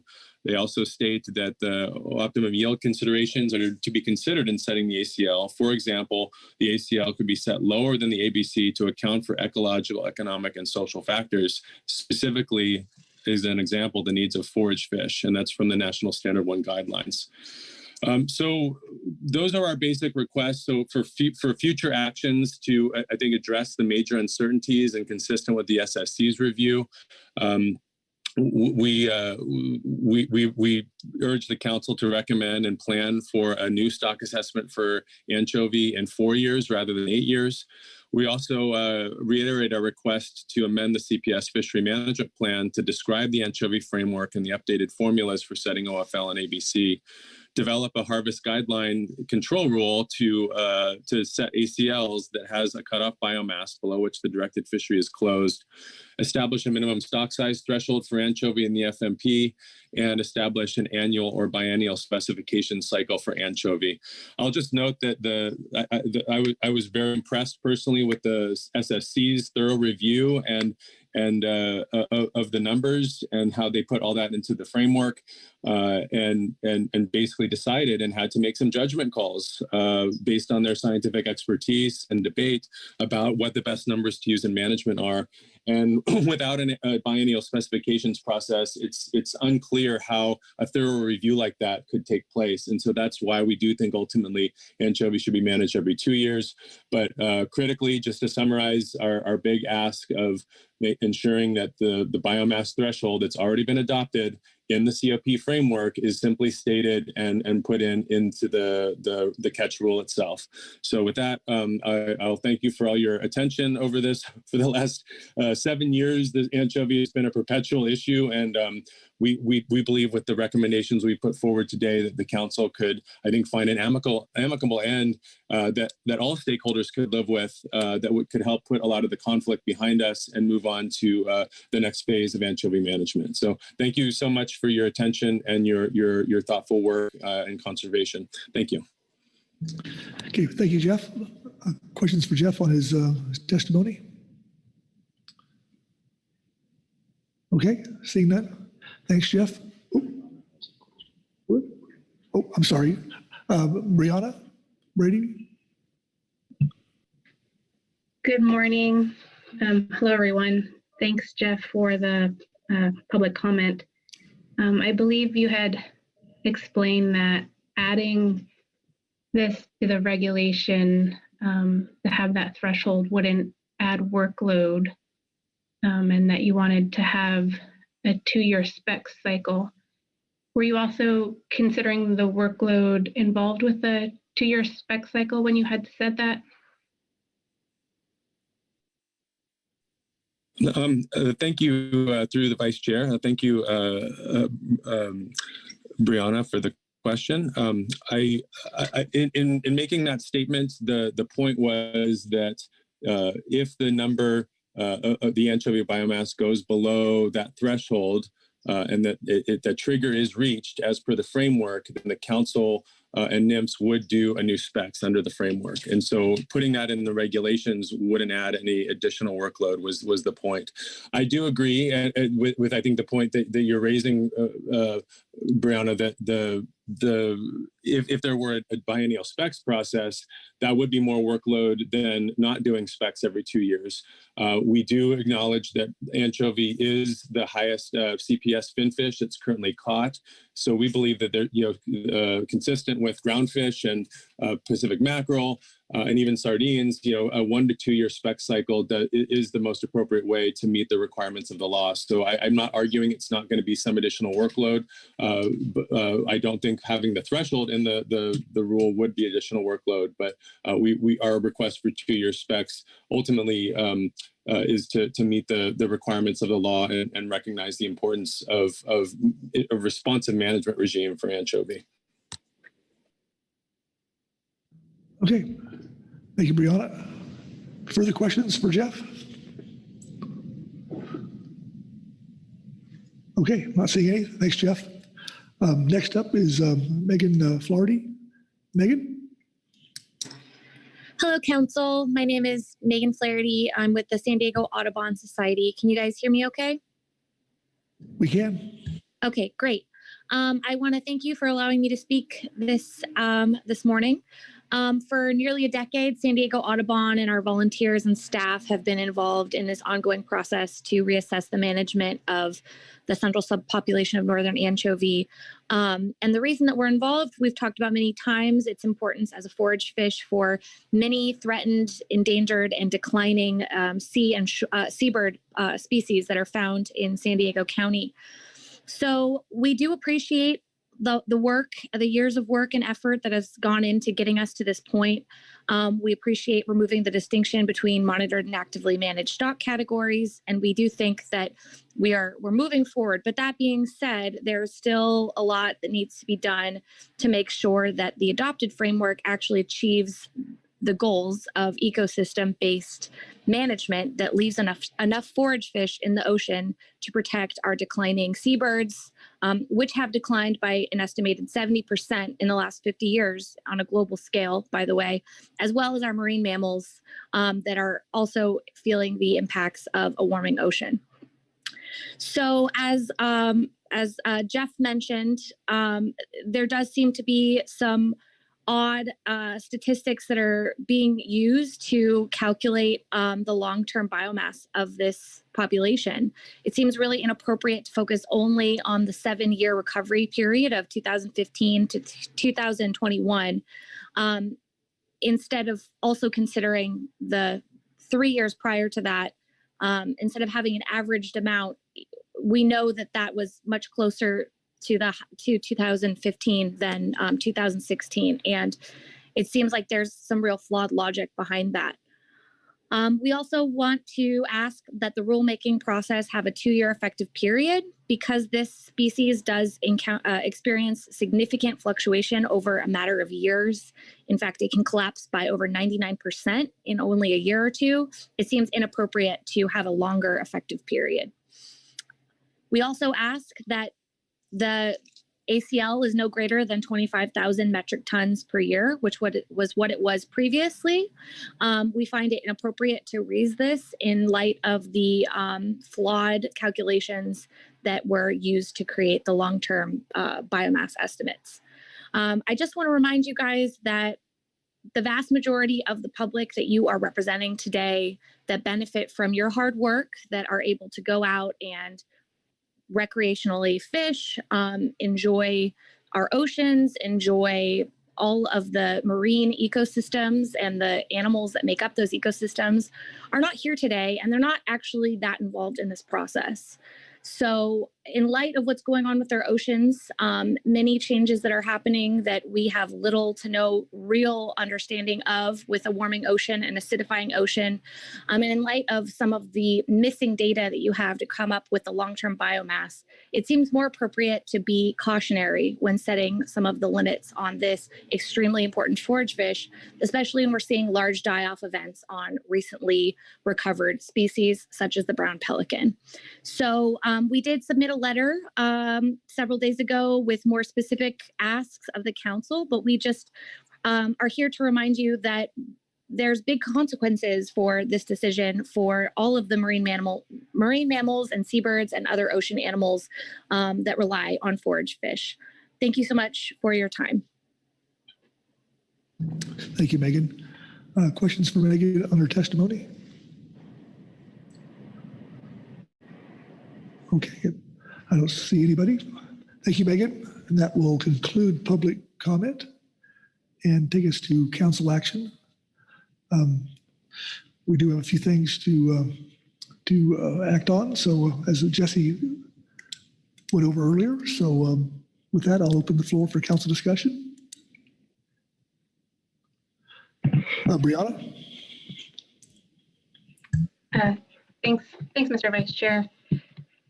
I just wanted to express my appreciation to the staff for completing an anchovy stock assessment in December of last year, and also to the STAR panel for their review. Our advisory bodies reviewed the stock assessment at this June meeting and have provided recommendations on how to move forward with a new OFL and ABC based on the updated science. I support the values put forth by the SSC and the management team to adopt an OFL and an ABC and ACL to update the catch limits for the central subpopulation of northern anchovy. And just wanted to put those initial thoughts out there. Thanks. Thank you, Brianna. Further discussion?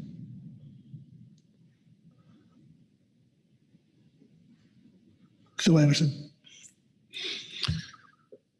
Thanks, Mr. Vice Chair.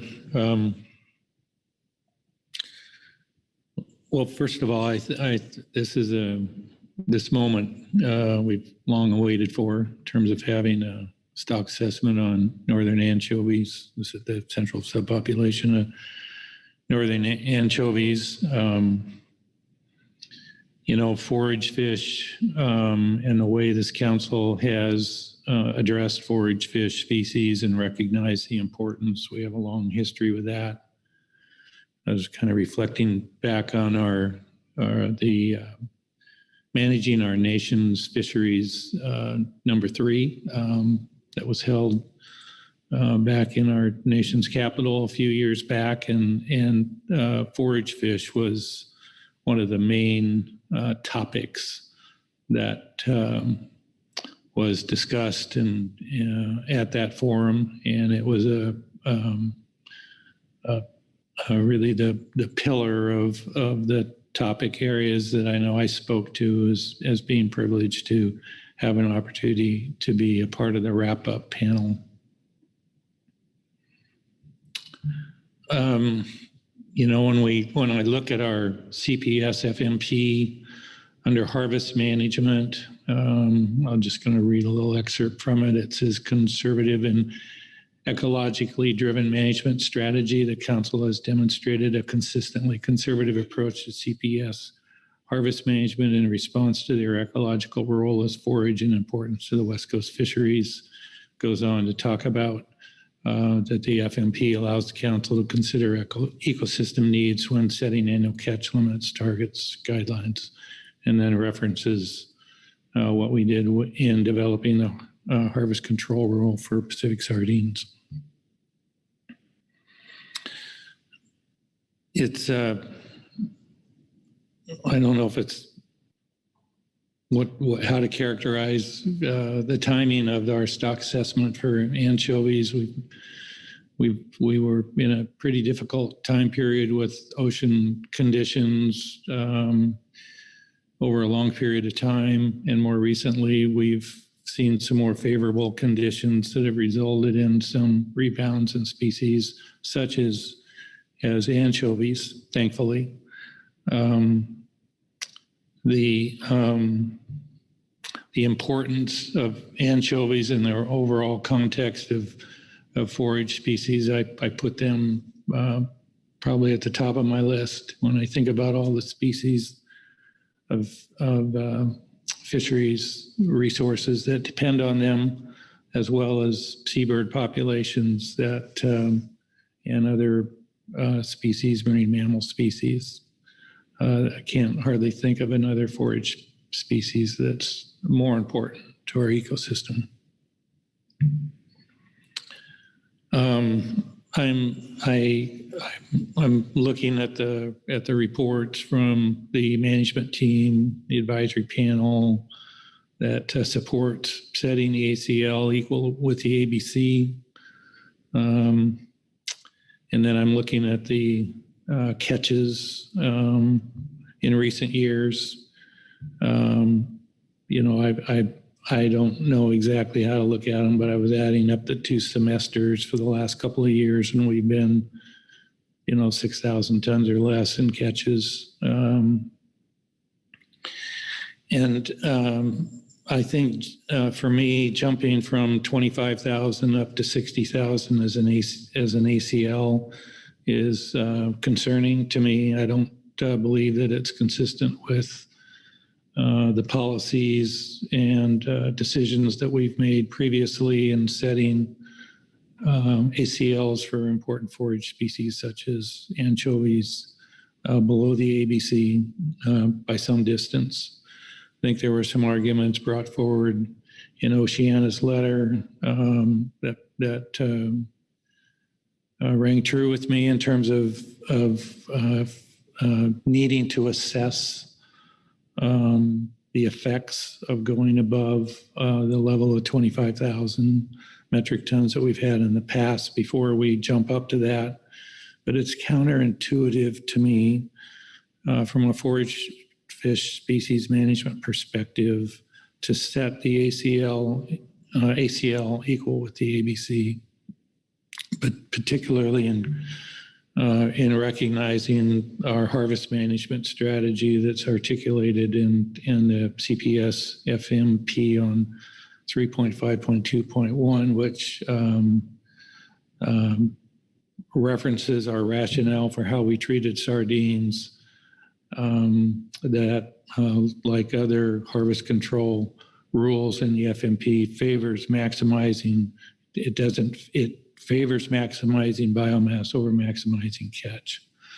So I think we have an opportunity here with the increased populations to see some additional catches in our commercial fishery, but at the same time, I would want to be more precautionary in recognition of the forage fish values in terms of setting the ACL at a level that's more consistent with recent values that we've used for that, and in recognition that we don't have an evaluation of what it means to increase it by more than 2 times, more than doubling of what it has been. So I just wanted to put that out there in the event that as we talk about them and making the motion and adopt the harvest specifications. Thank you. Thank you, Phil. Further discussion? Corey Ridings. Thank you, Mr. Vice Chair. I think I'll just mostly echo what Phil just said. He said it really eloquently, so I'll just sort of +1 that. I do not support setting the ACL equal to the ABC. Anchovy is an incredibly important stock, and we're very fortunate at this moment and happy that we have more fish in the water. But it is critical to our ecosystem functioning. Anchovy are the most important forage fish for our seabirds due to diet switching that many seabirds do. I think that warrants additional precaution in line with policies of this council before around all forage fish. The stock assessment, which I promote adopting, also had large amounts of uncertainty in it. That was noted by the SSC. And I think that, again, warrants additional precaution in how we decide to approach this stock from a policy perspective. Also, the National Standard 1 guidelines around forage fish. These instruct us to, again, be more precautionary in how we think about our management of forage fish.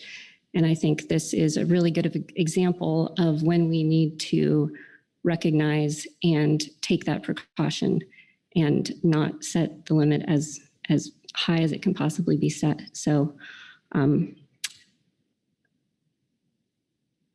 I will stop there. Thanks. Thank you, Corey. Michael Clark. Michael. Well, thank you, Mr. Vice Chair. I guess just wanted to reiterate some of the comments that heard from Phil and Corey. Anchovy, as they indicated, are certainly at the top of our list in terms of their importance as a forage species for seabirds and our other trust resources. Looking at the landings in recent years, it does set in the ACL equal to the ABC with this amount of uncertainty involved without additional analyses does seem premature, and certainly we would want to support some increased opportunities for additional harvest as with the increased populations due to improving ocean conditions, but would certainly prefer to move a little bit more slowly and in a more precautionary manner than as proposed. Thank you, Michael. Heather Hall. Thank you, Vice Chair. I just want to express my appreciation for the work that the staff has done and the STAR panel review, and the fact that we're having a conversation about an anchovy assessment. I know it's been a long time coming, so I'm glad that's the starting point for this discussion, and appreciating the value of forage fish in this discussion as we think about where we set the OFL and ABC is important too, but just wanted to start with that appreciation for the science we have to inform our discussion today. Thanks. Thank you, Heather. Anyone else? A motion? Brianna? Thank you, Mr. Vice Chair. I have a motion to put forward. If you could just give me a moment, please. Actually, if you could just hold for a second before we go forward. Is Michael Clark's hand? He's above you, actually. Michael, is that a remnant from your earlier? Yes, Mr. Vice Chair, I apologize. Very good, thank you. Okay, proceed, Brianna. Thanks. I didn't receive confirmation from council staff that they received the motion, but I did just email Chris a second email, so hopefully he can post what I sent him. Okay, well, I'm looking here, no confirmation yet, but just stand by. Oh. Just wait 1 second here.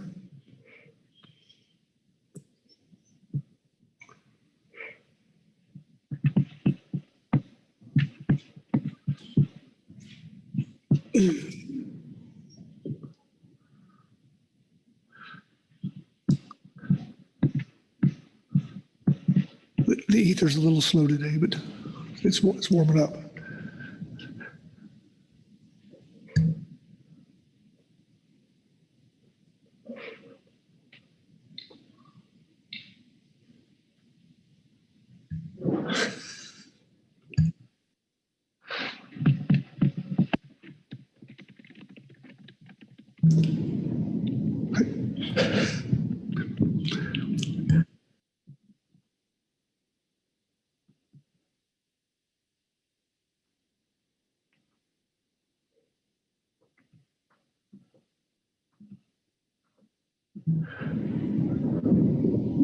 We're still working on it, Brianna, so just stand by here.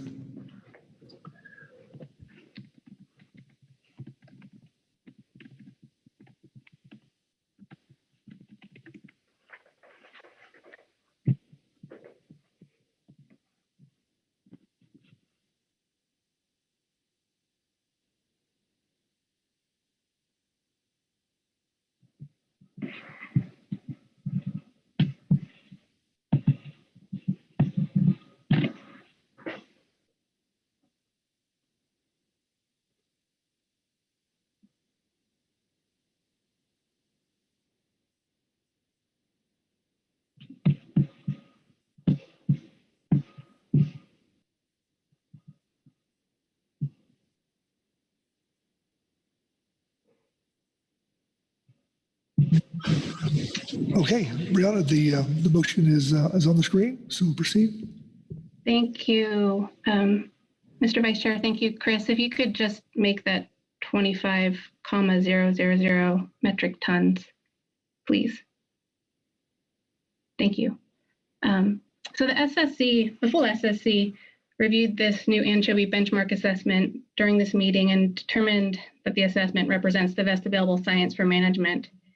And although these catch limits are higher, well, although I was going to propose that these catch limits, the ACL and ABC, equal one another, and I was going to point out that this new ABC and ACL would have been 3% of the current biomass, just 3%, and about 10% of the long-term average biomass, and that we have a 75% buffer in place, which reduces the OFL down to the ABC substantially. I heard the messaging from the council members around the table, and I'm going to propose that we keep the ACL at 25,000 metric tons. I realize that even if we had set the ACL and the ABC equal, that the fleet wouldn't have been able to make that, take advantage of that increase overnight, but that maybe we would have been able to see a shift in markets. But I think that's after the fact at this point, and I guess I'm just wanting to say that I appreciate all the work that's been put into this, and I'll leave it at that. Thank you.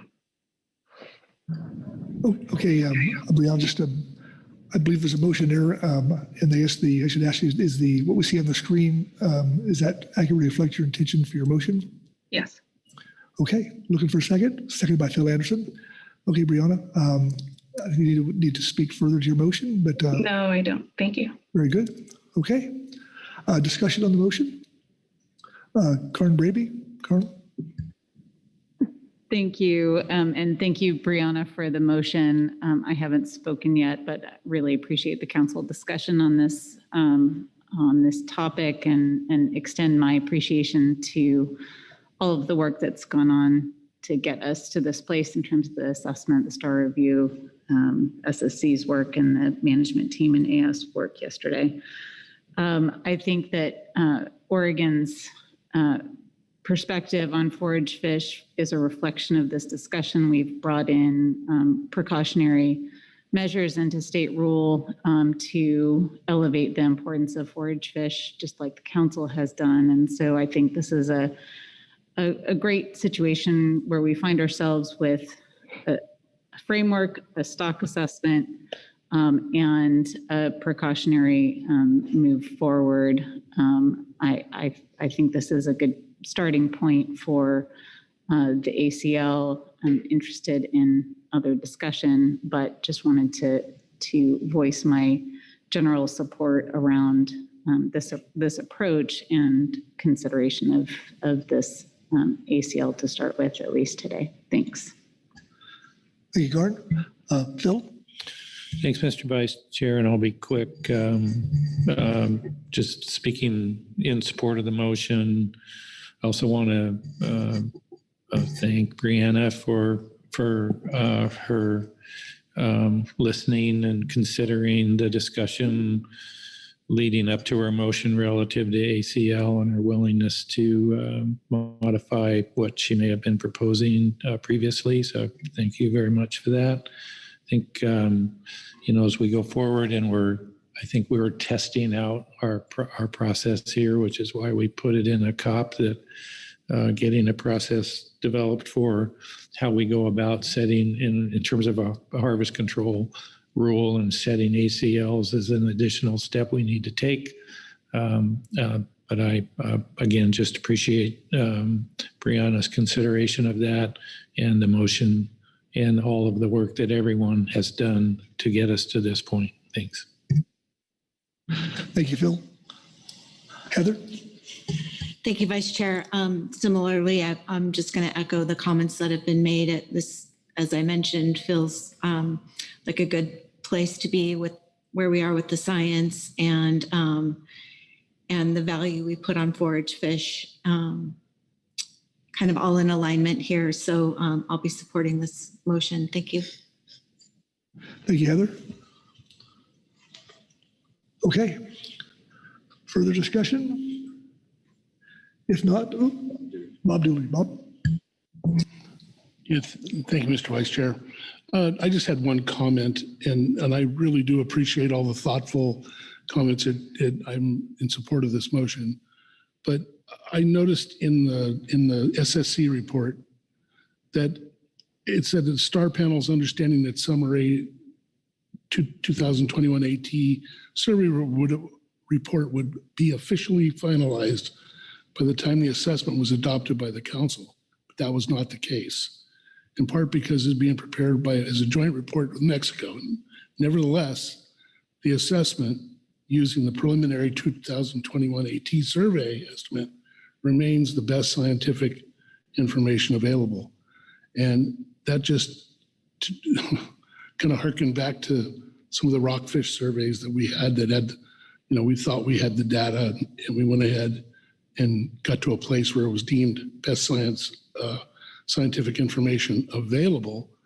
But I was curious if there was a detrimental effect by not having what they expected to have to analyze. So the Star Panel did not have what they thought they would have with the Mexican joint report.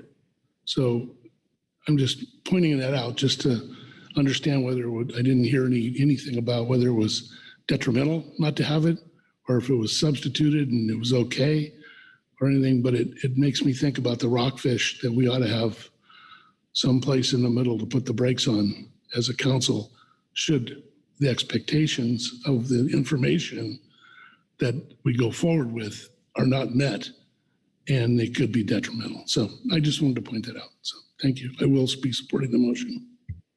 Thank you, Bob. Okay. Not seeing any hands. I'm going to call for the question. So all those in favor signify by saying aye. Aye. Aye. Opposed, no. Aye. Abstentions? Okay, motion passes unanimously. Thank you very much. That takes, I think it takes care of C1. I'll look to Jesse to close us out. Yes, thank you, Mr. Vice Chair. Yes, I'm assuming you have taken care of the council action today through adoption of these harvest specifications, taking that as you've adopted our first anchovy assessment in 25 years. So we will work with NIMS staff on these harvest specifications that you adopted in your motion. Wonderful. Thank you, Jesse. And with that, before we go to D2, we're going to go to lunch, I think. And so good work, everyone. And we'll come back at 1 o'clock. So we'll see you then.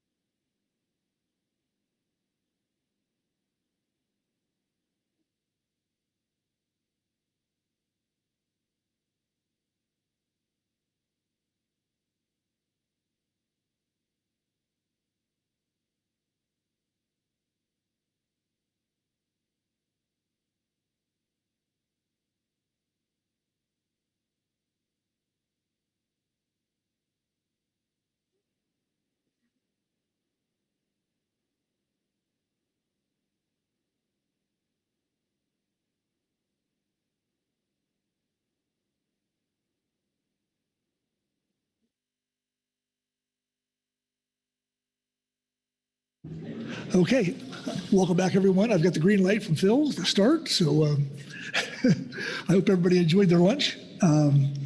We're starting off with day 2, and I'd look to Jesse to get us going. Jesse? Hi, everyone. So yes, this is agenda item D2, stock assessment terms of reference preliminary. So in March, the council agreed with the recommendation of the SSC and the CPSMT to develop a separate TOR or terms of reference for CPS stock assessments. Attachment 1 in your briefing book provides a preliminary draft TOR that was developed by the SSC CPS subcommittee on their webinar in early May. Members of the CPSMT and advisory subpanel also participated in that webinar and provided comments. You are scheduled to approve the final TOR at your November 2022 meeting for use in the 23 stock assessment process. Additionally, the Southwest Fisheries Science Center is providing an update on 2 proposed workshops related to the Pacific sardine stock assessment. So in April 2022, the SSC, CPSAS, and CPSMT recommended that the scheduled 2023 Pacific sardine benchmark assessment be postponed until 2024 in order to work towards resolving uncertainties associated with the stock assessment. Your council action, council action for today is to adopt for public review a draft terms of reference for CPS stock assessments and to provide guidance as needed. For reference materials, attachment 1 is your draft terms of reference for the CPS stock assessments for 23-24. You also have a supplemental NIMS report, which is regarding the CPS workshops for Pacific sardine. And finally, you have a SSC, CPSMT, and CPSAS report that came in supplemental. And I'd be happy to take any questions. Thank you, Jesse. Questions for Jesse on her overview? All right, seeing none, we'll go straight to Frank for the Frank Logart for the NIPS report. Thank you, Mr. Vice Chair. Just going to be giving an overview in reference, just as Jesse just said, there is a NIMS report, supplemental report under this agenda item, and I'll be summarizing that, and then I'll actually adding one more bullet point on the topic of surveys. If there are any questions, hopefully Dale is online to answer some of those, and Kristen may or may not be here soon if there's any questions for her. So anyway, as the council is aware, the Southwest Science Center proposed and the SSC agreed that the next benchmark assessment for sardine should be postponed until 2024. Jesse just referenced that as well.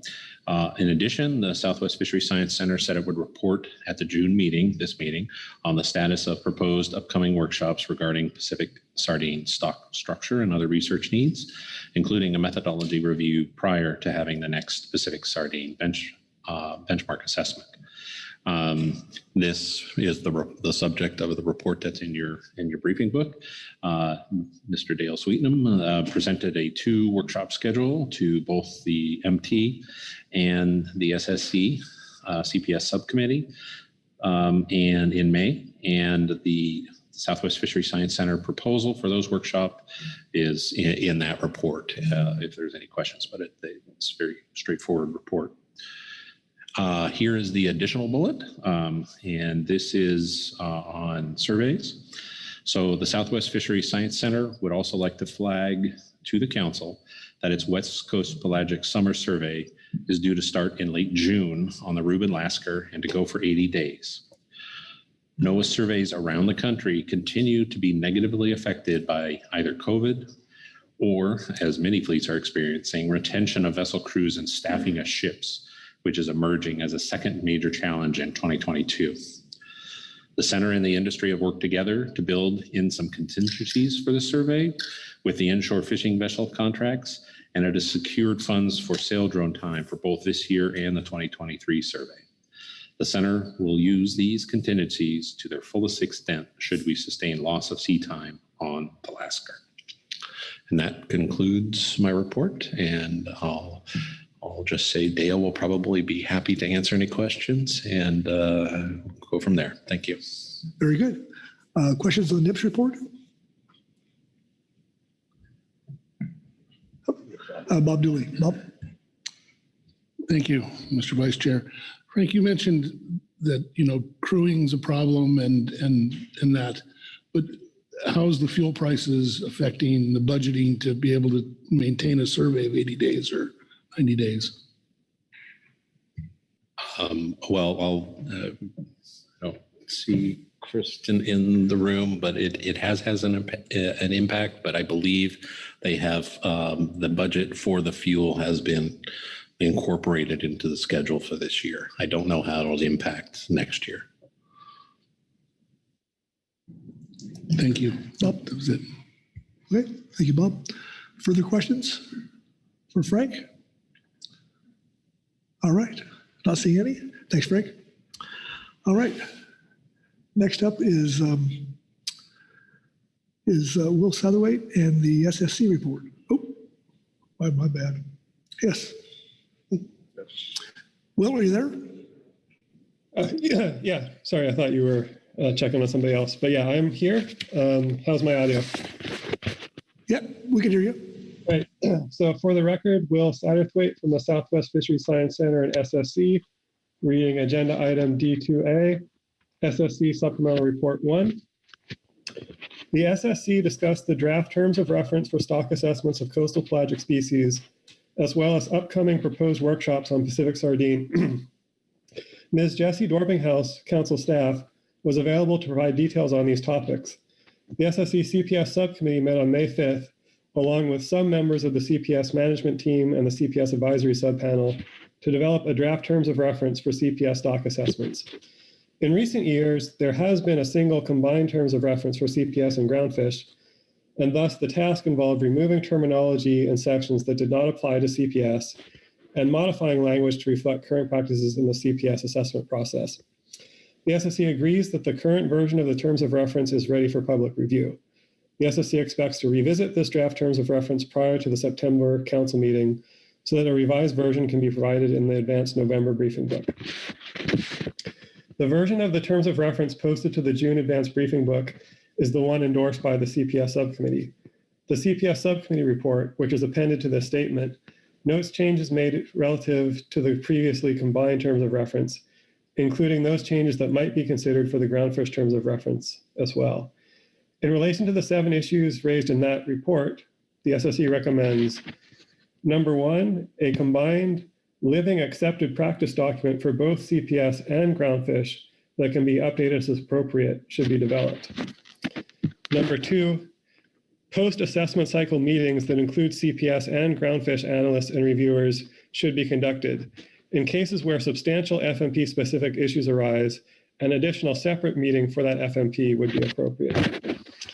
Number 3, the scientific uncertainty, or sigma, used to calculate the scientific uncertainty buffer should increase with the age of assessment for CPS.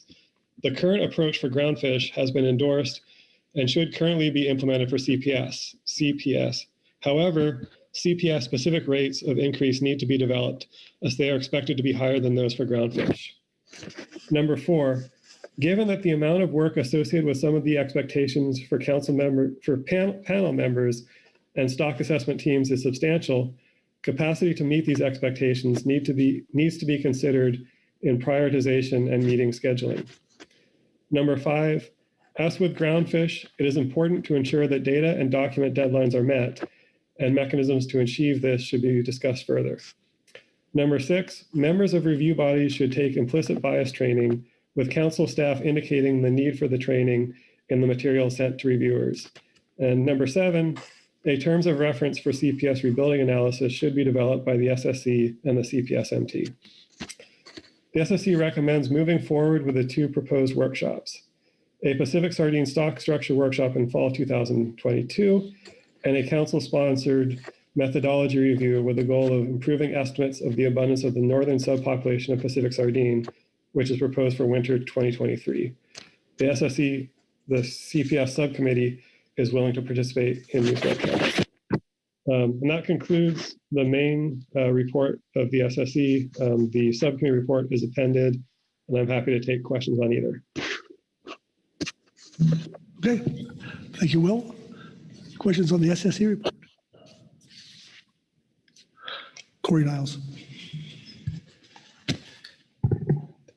Thanks, Mr. Vice Chair. Thanks, Will. Just a question about those 7 items you list in addition to the other 7, and can you elaborate on your thought process on how those are addressed? Is this something that accompanies the adopting the terms of reference for public disclosure, or are these items how do you see these items being addressed? To be a short way of trying to ask the question. So you're talking about the list of 7 items on the first page of the report, like how we propose moving forward with addressing those? Correct. Yeah.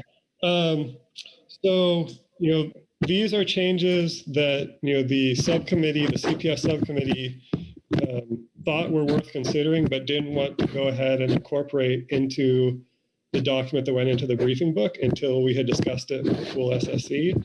So I think the plan is to incorporate these edits in the version that will be submitted to the November briefing book.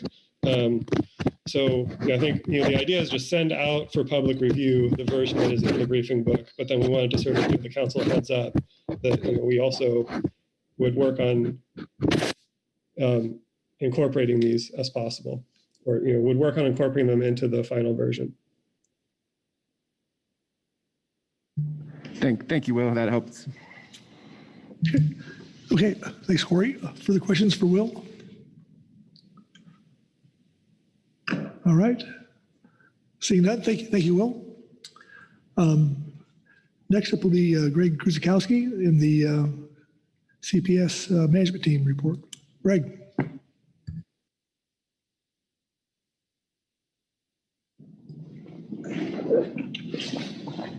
Thank you, Mr. Vice Chair, members of the council. I will be reading from agenda item D2A, Supplemental CPS-MT Report 1, on our report on stock assessment terms of reference.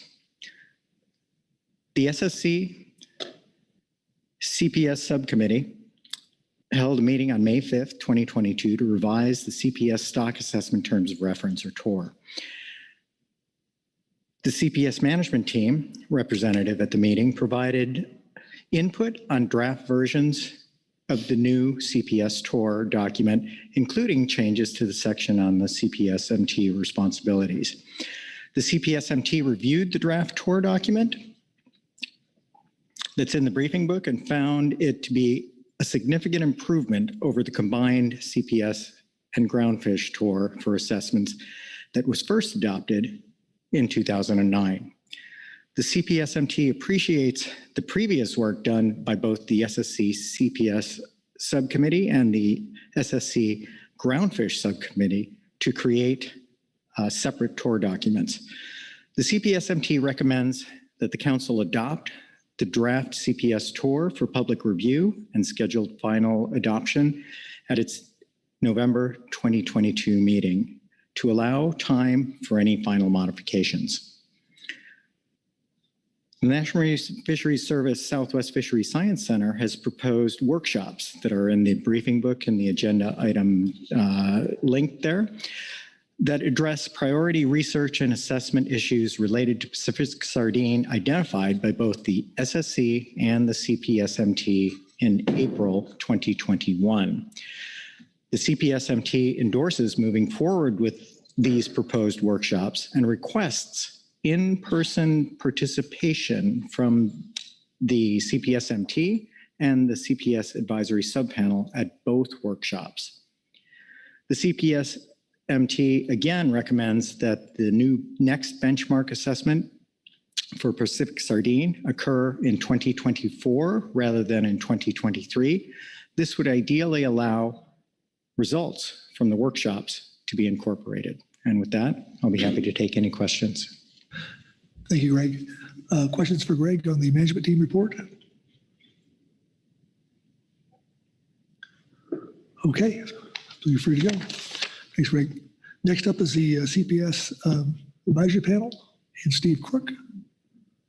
Steve?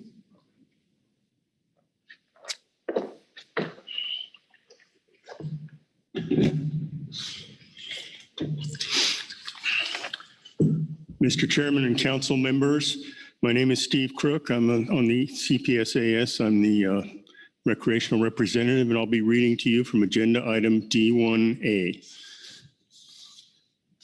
The Coastal Pelagic Species Advisory Subpanel and the Coastal Pelagic Species Management Team and the Scientific and Statistical Committee jointly received a present. No, that's the wrong one. Sorry.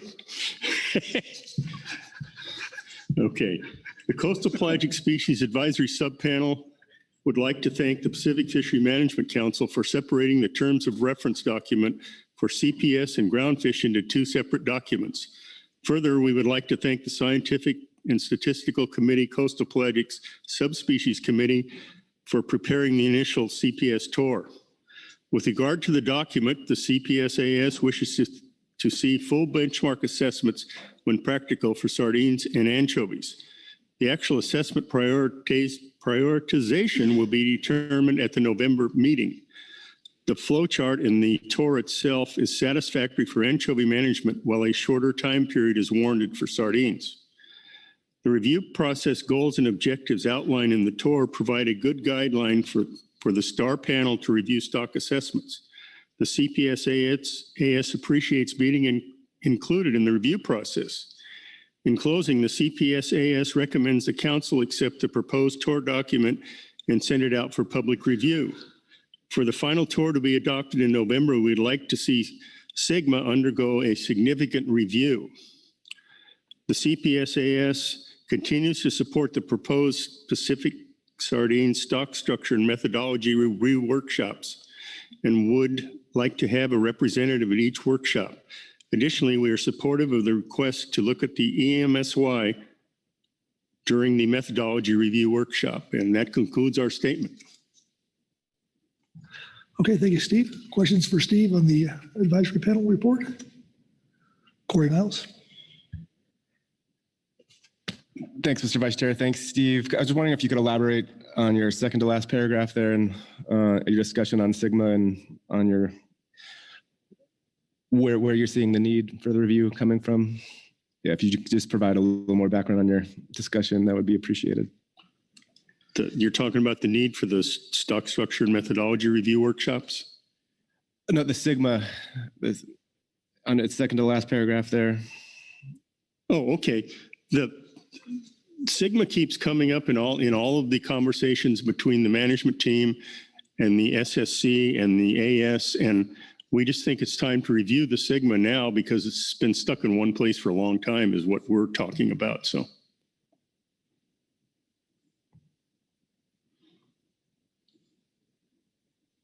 Okay, thank you, Corey. Further questions for Steve? Okay, not seeing any. Thank you, Steve. Okay, that's our advisory bodies, and which brings us to public comment. I believe we have at least one person. Jeff Chester. Jeff, are you there?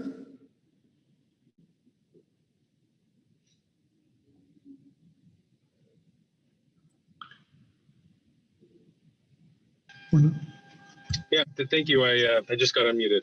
Can you hear me okay? We can. Great. Thank you very much, Mr. Chair, members of the council. My name is Jeff Chester, representing Oceana. I wanted to start first actually on this agenda item by talking about the NIMS proposed workshops.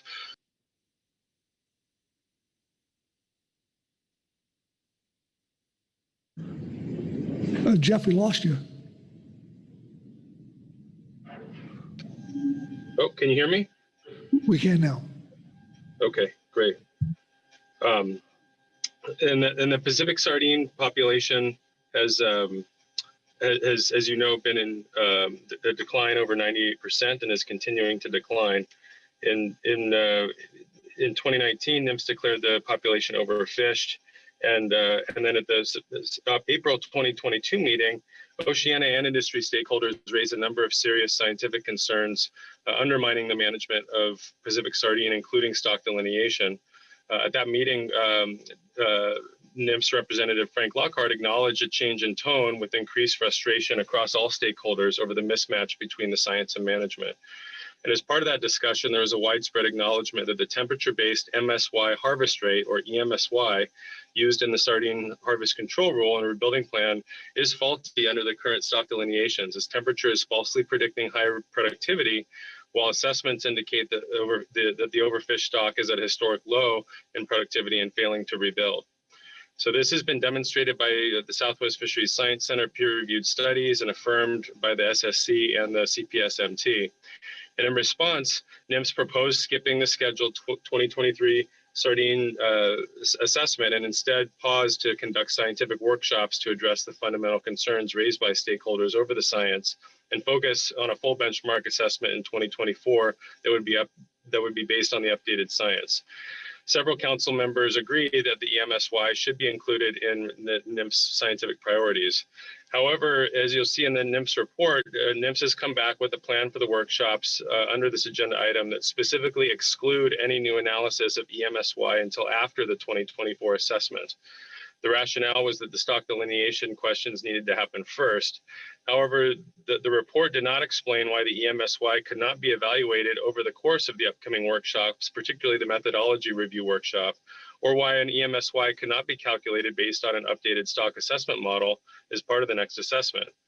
Now, given the gravity of the EMSY in setting the fundamental harvest specs and rebuilding the overfished stock, we are troubled that NIMS is proposing to take a pause on the assessments to improve the science, yet a reevaluation of a known flawed parameter that is so consequential in setting catch limits is not part of that.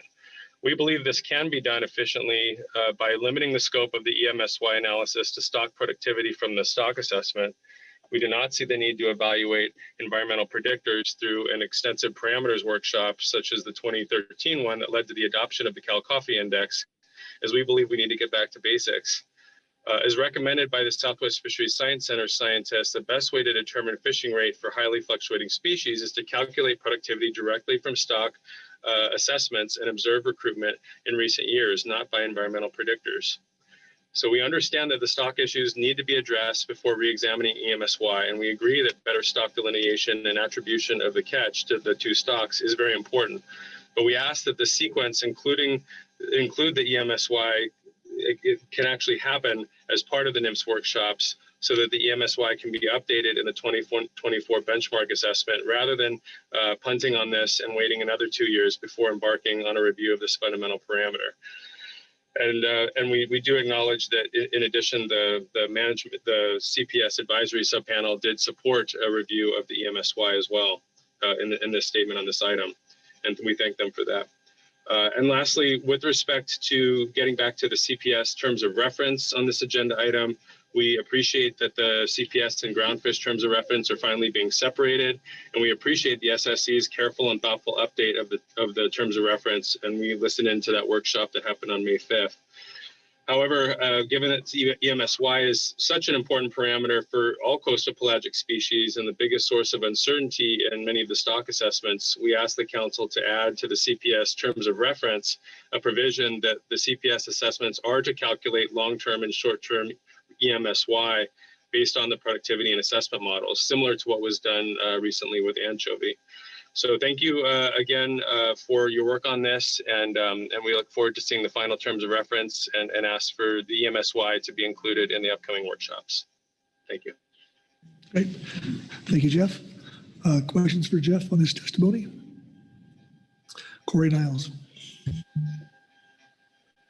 Thanks, Mr. Vice Chair. Thanks, Jeff. I didn't ask the team or the SSC, but I'm wondering if you brought your question that you just ended with there on EMSY. Did you bring that to the team in SSC? And it sounds like they're both on the same plan about going forward with these workshops.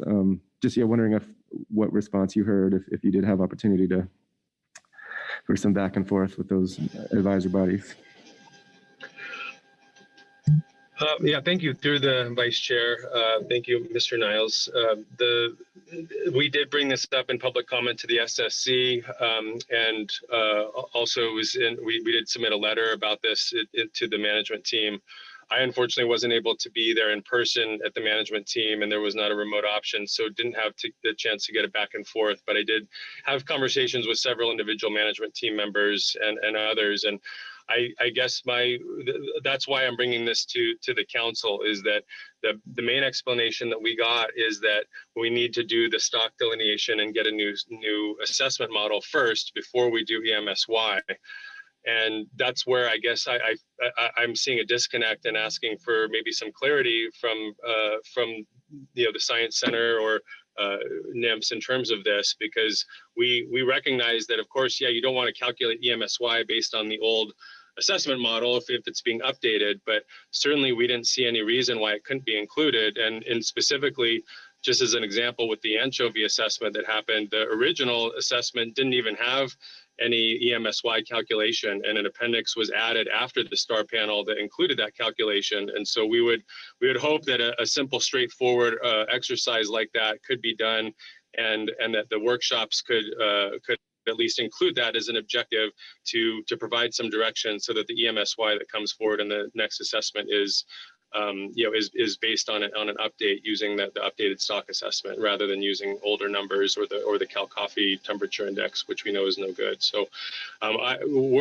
we know there's a sequence of events that has to happen. We think that sequence can happen as part of the new assessment, rather than kicking the EMSY part later till after. Thanks, Corey. Brianna Brady? Thank you, Mr. Vice Chair, and thanks, Jeff, for your testimony. I'm just wanting to be sure that I understand your statements.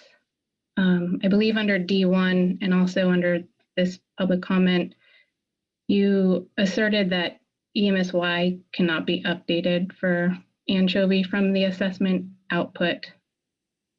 Yet now it seems like you're stating that it must be updated from the sardine assessment output. And I'm just wanting to make sure I understand that correctly, please.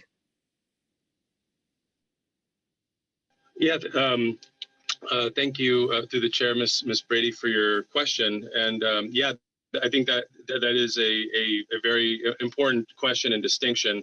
And I think just to clarify on Anchovy, our concern is that if you have an assessment that does not that doesn't really represent a long term and just so few years, that you're only going to get a snapshot of the productivity. So the EMSY that came out of that for Anchovy is likely a valid EMSY for the very short term, reflecting the most recent conditions. However, the point of the EMSY in the Anchovy framework was not to continue to update on a really short term level, but rather to pick a long term estimate. And we didn't feel that the EMSY coming out of the Anchovy assessment was valid as a long term parameter. But conversely, Pacific sardines are managed annually.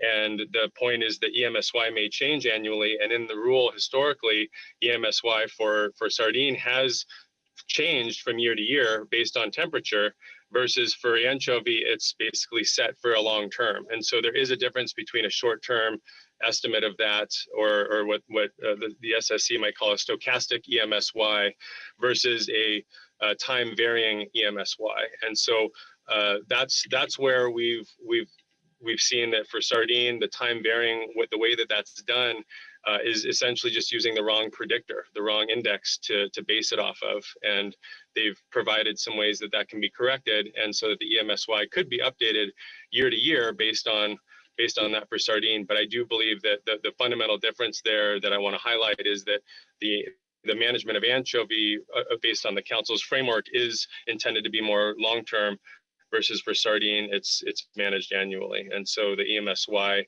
whether you use a long-term versus more recent EMSY, it may be different. But the point being is that you can get a good EMSY estimates from stock assessments based on whatever years you do have.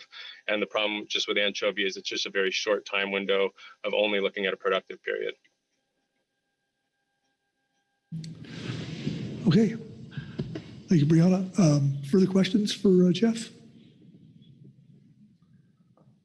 Okay, I'm not seeing any hands. Thank you, Jeff. That concludes public comment and brings us to council action. And so I'll look to you to open the floor for discussion. Karen Brady. I just would pause here for a second. Okay.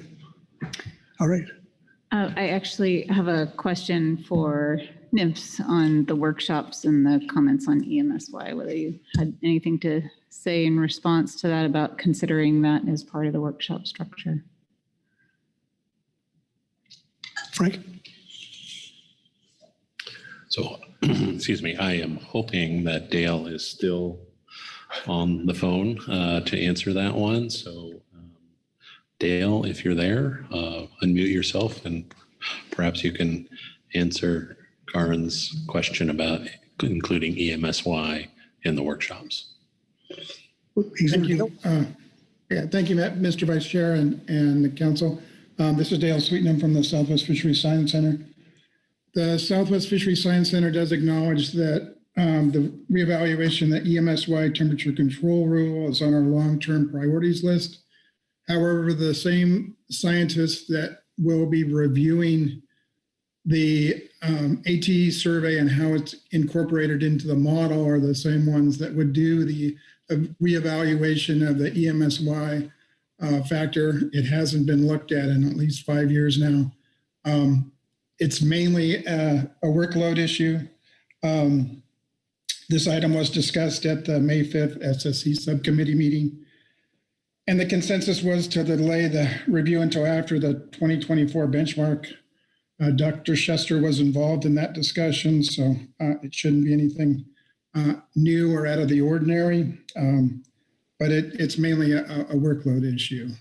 We have offered 2 workshops in the next year that will need to be evaluated as well, and an 80-day survey coming up at the end of the month in which all the people involved are in that as well. So thank you very much. Thank you, Dale. Further discussion?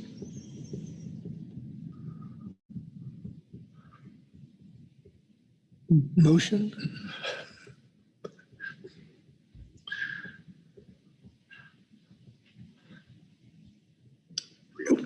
Brianna? Thank you, Mr. Vice Chair. I can put forward a motion if Chris or Sandra could put it up on the screen, please.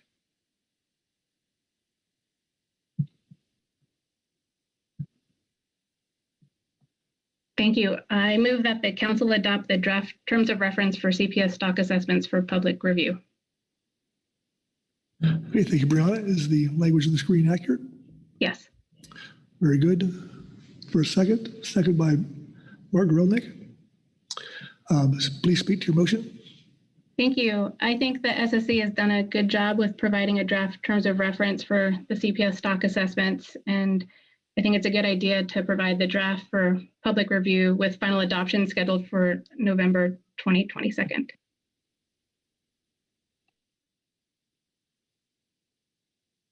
Okay, thank you. Discussion on the motion? Okay, I'm not seeing any discussion. I think I'll call for the question then. So all those in favor, signify by saying aye. Aye. Opposed? Abstentions? Motion passes unanimously. Thank you. All right. So I see. I looked at the or our council actions. Any additional guidance needed for this at all? Ruby?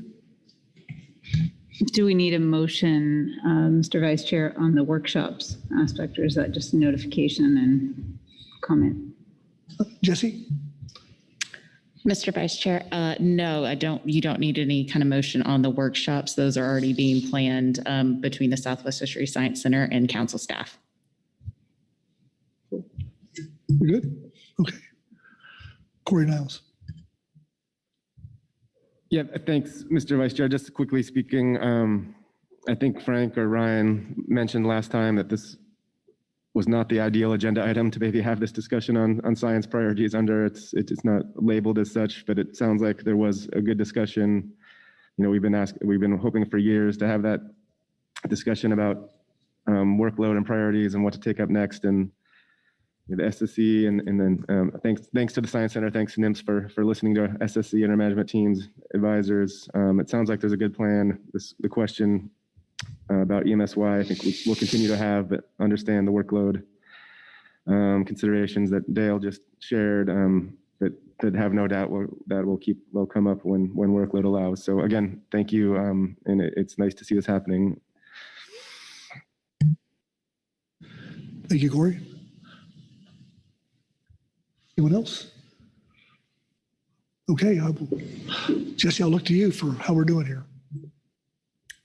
Great, thanks. Yep, we will, you have adopted the terms of reference for public review, so we will get that clean up, read through and send that out for adoption in November. And then we will be working on the sardine workshops as described in the NIMS report. And you have completed your action for today.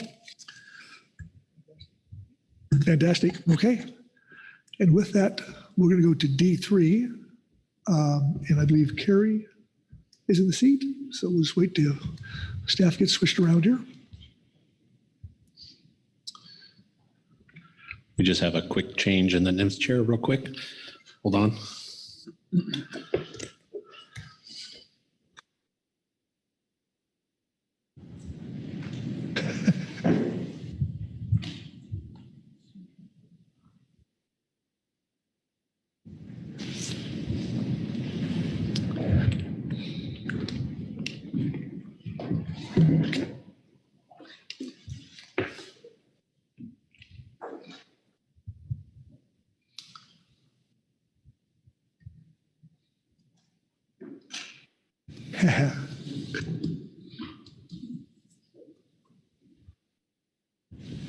Very good. Welcome, Josh. And Carrie, when you're ready.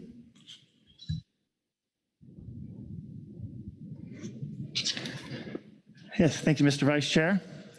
This is agenda item D3, the Central Fish Habitat Phase 2 Action Plan. Excuse me. In 2020, the CPS management team, National Marine Fisheries Service Southwest Center, and the West Coast region initiated a review of CPS essential fish habitat. The council approved, well, actually the council didn't approve it, but the council did subsequently see a phase 1 action plan that described the scope for the first phase of the EFH review. You were scheduled to see it in April of 2020, but that meeting didn't, that was truncated. But anyway, we subsequently submitted a phase 1 action plan and as an informational report and proceeded with the first phase, which consists primarily of a literature review and summary, which was done by the Southwest Fisheries Science Center. And the results of that literature review are included in agenda item E3A, the CPSMT report from April 2021. The council agreed that we should move forward with phase 2 and asked the CPSMT to develop a scope and objectives per Council Operating Procedure 22. And that is described in the CPS management team's report under this agenda item. You'll be hearing more details on that shortly. Your action for this agenda item is pretty straightforward. You're to consider and adopt the phase 2 action plan that is in your materials as CPSMT report 1 and provide any additional guidance as necessary. You have the management team's report and you have a supplemental habitat committee report. And I believe there's no written public comment, although there might be verbal public comment today. After this overview, we'll go to reports and comments of the, oh, and there might be a CPS-AS report on this as well. Thank you, I missed that. We'll do reports and comments of the management entities and advisory bodies and public comment. And then again, your action is to adopt the phase 2 action plan and provide guidance as necessary. That completes my overview. Okay, thank you, Carrie. Questions for Carrie on his overview? All right, not seeing any. We'll go to CPS management team and Kim Jacobson. Kim.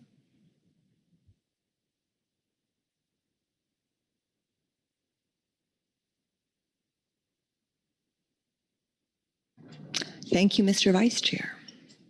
Good afternoon, council members. For the record, my name is Kim Jacobson. I'm with the Northwest Fisheries Science Center, and I am on the Coastal Pelagic Species Management Team. Today, I will be reading from Agenda Item D3A, the Coastal Pelagic Species Management Team Report on Essential Fish Habitat Phase 2 Action Plan. The Magnuson-Stevens Act, as you know, requires fishery management plans, FMPs, to describe, identify, and conserve essential fish habitat for each species in the FMP's fishery management unit. Federal regulatory guidance provides further requirements to identify adverse impacts from fishing and non-fishing activities, to recommend conservation measures, to consider identifying habitat areas of particular concern, and to address several other EFH elements. Council Operating Procedure 22 provides guidance on developing the process, scope, personnel, and schedule to carry out EFH periodic reviews. At its April 2021 meeting, the Council considered CPS EFH review materials, including a literature review and summary, advisory body reports, and other materials. The Council agreed to move forward with Phase 2 of the CPS EFH review and directed the CPSMT to provide a Phase 2 process scope and schedule. Members of the CPSMT, Council staff, NMFS West Coast Region, and the Southwest Fisheries Science Center met virtually in 2022 to coordinate Phase 2 tasks for the CPS EFH review. This informal team, with the support of internal NMFS funding, will support the objectives of Phase 2 of the review. The CPSMT puts forward for Council review the scope, staffing, and proposed schedule for Phase 2 of the CPS EFH review. The overarching objectives for all EFH reviews are to ensure that the EFH provisions in this Council FMPs are consistent with the best scientific information available, and to ensure a transparent and efficient science-based process for review of new information and consideration of any potential changes to EFH provisions. The specific objectives of Phase 2 of the CPS EFH review are to, 1, recommend EFH provisions that should be modified in light of new and newly available scientific literature and reports identified during Phase 1, and 2, recommend a schedule and timeline for consideration by the Council. The following items will be included in the scope for Phase 2. Update the bibliography of literature, data, and other information sources. Develop updated maps depicting the range of species and life stages. Move relevant information, for example, krill EFH, into an FMP appendix. Update outdated fishery descriptions. Update descriptions of adverse impacts from non-fishing activities and from fishing activities. Consider grouping species or assemblages in describing EFH. Develop a markup version of the FMP with proposed EFH revisions. Consider whether new information indicates habitat areas of particular concern should be identified, and if so, provide recommendations for Council consideration. The staffing for this will consist of personnel from Council staff, NMFS West Coast Region, the Southwest Fisheries Science Center, and of course the CPSM&T, and some of those are identified in the report specifically. The tentative schedule, as outlined, includes the Council adopting Phase 2 action plan at this meeting. At the April 2023 Council meeting, Council consider recommendations and may adopt a preliminary preferred alternative for proposed CPS EFH modifications. At the June 2023 Council meeting, final action for proposed CPS EFH modifications as needed. And I want to stress that this schedule is tentative. And that concludes our statement. All right, thank you, Kim. Questions for Kim on the management team report?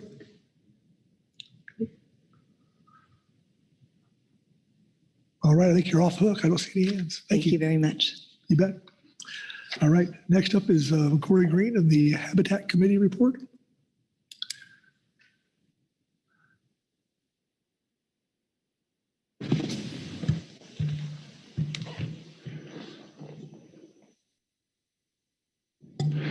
Can you hear me? Thank you, Mr. Vice Chair, members of the council. I'm going to be reading agenda item D3A, Supplemental Habitat Committee Report 1, Habitat Committee Report on Essential Fish Habitat Phase 2 Action Plan. Kim Jacobson of the Northwest Fisheries Science Center presented an update on the coastal pelagic species Essential Fish Habitat Phase 2 Action Plan to the Habitat Committee. In April 2021, the HC provided recommendations on the Phase 2 scope and objectives, HC Supplemental Report on Agenda Item E3A. The HC supports the items included in the scope for the CPS EFH Phase 2 Action Plan. In addition to those items, the HC is particularly interested in, first, ensuring the inclusion of conservation recommendations in conjunction with updating description of the adverse impacts from non-fishing activities. And secondly, consideration of information that accounts for the dynamic nature of EFH. The HC is willing to assist with the review process and recommends the CPS management team coordinate with the HC, possibly as early as November 2022, in developing the preliminary preferred alternatives for proposed CPS EFH modifications. Thank you. Thank you, Corey. Questions for Corey on the Habitat Committee report? Corey Brady. Thank you, Mr. Vice Chair. And this may be both for you and for Kim, I'm not sure, but just wondering if we could have a reminder of how this EFH review is linked with the HMS EFH process and whether that has gone into considerations for the timeline and recommendations here. I think, I'm not sure I'm the best person to answer that question. Sorry, but there is, I should add that we are sort of doing this in somewhat parallel, and there's similar considerations in HMS as there are in CPS, and we discussed that a little bit during the HC meeting. Gary? Yeah, thank you, Mr. Vice Chair. We have discussed this both among the CPS EFH review crew and the HMS EFH review crew, if I can make a new name for them. And so while the schedules are pretty tentative at this point, they are aware that they want to stagger and be aware of workload, especially on the Southwest Science Center, and well, all of us, because there's a lot of overlap in personnel. So we can't give you the schedule now, but they're sort of leapfrogging because the HMS review got kickstarted first, but now the CPS review sort of has a little momentum, so they're going to move forward. And I envision that we'll, fit in the HMS review actions as well as we can. I'm not in favor of waiting until the CPS review is completely finished, but we are aware that we need to sort of coordinate and stagger. So that's about all I can offer at this time. Thanks, Gary. Okay, any further questions for the Habitat Committee? Okay, thanks, Corey. Thank you. All right, next up is Anna Weinstein with the CPS Advisory Panel.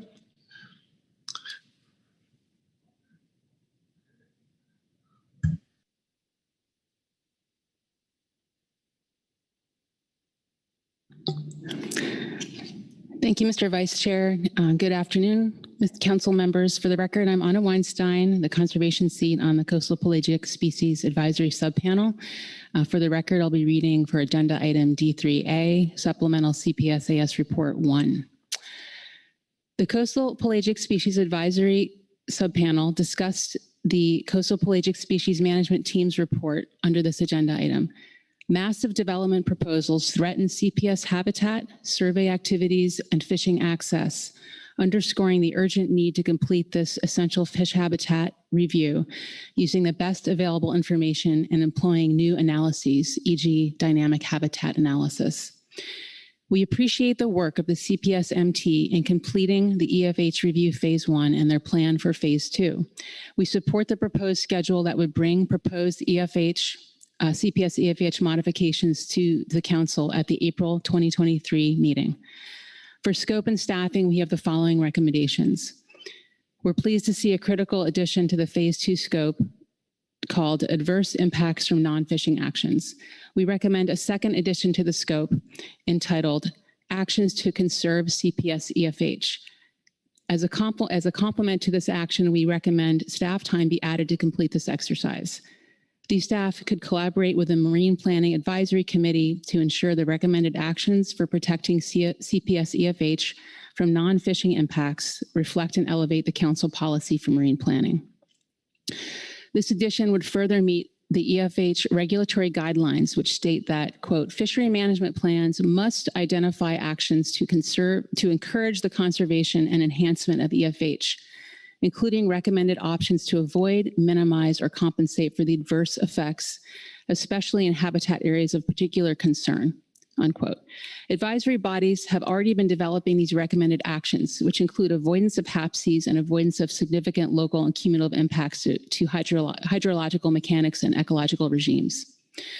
We support the evaluation of the inclusion and the aggregation, we support the evaluation of, quote, whether known aggregations or hotspots for other CPS species, in addition to market squid, should be considered for HAPCs.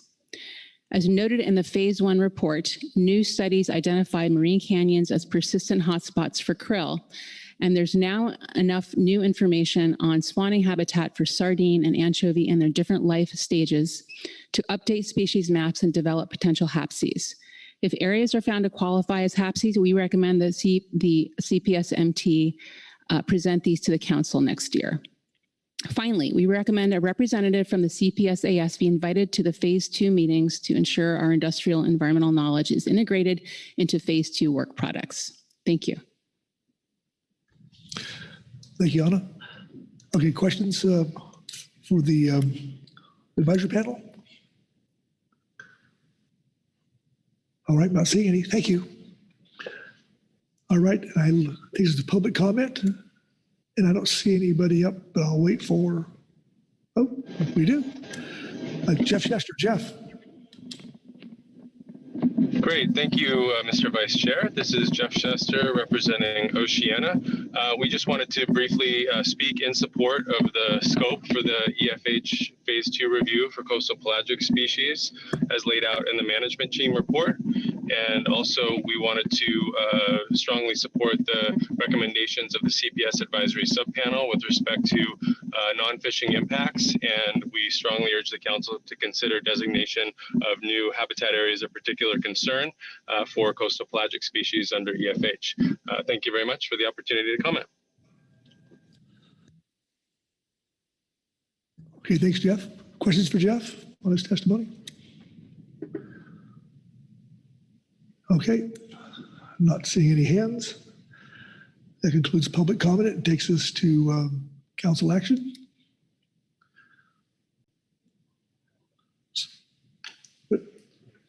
Merrick?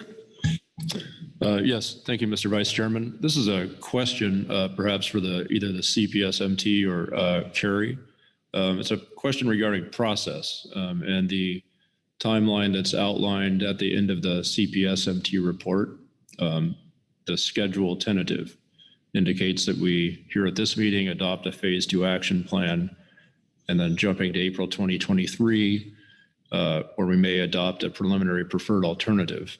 My question concerns what happens in between and when we identify the alternatives that the council would specify and consider ahead of that PPA. I apologize if I've missed that, but I hope my question makes some sense. Thank you, Merrick. I'll take a shot at that.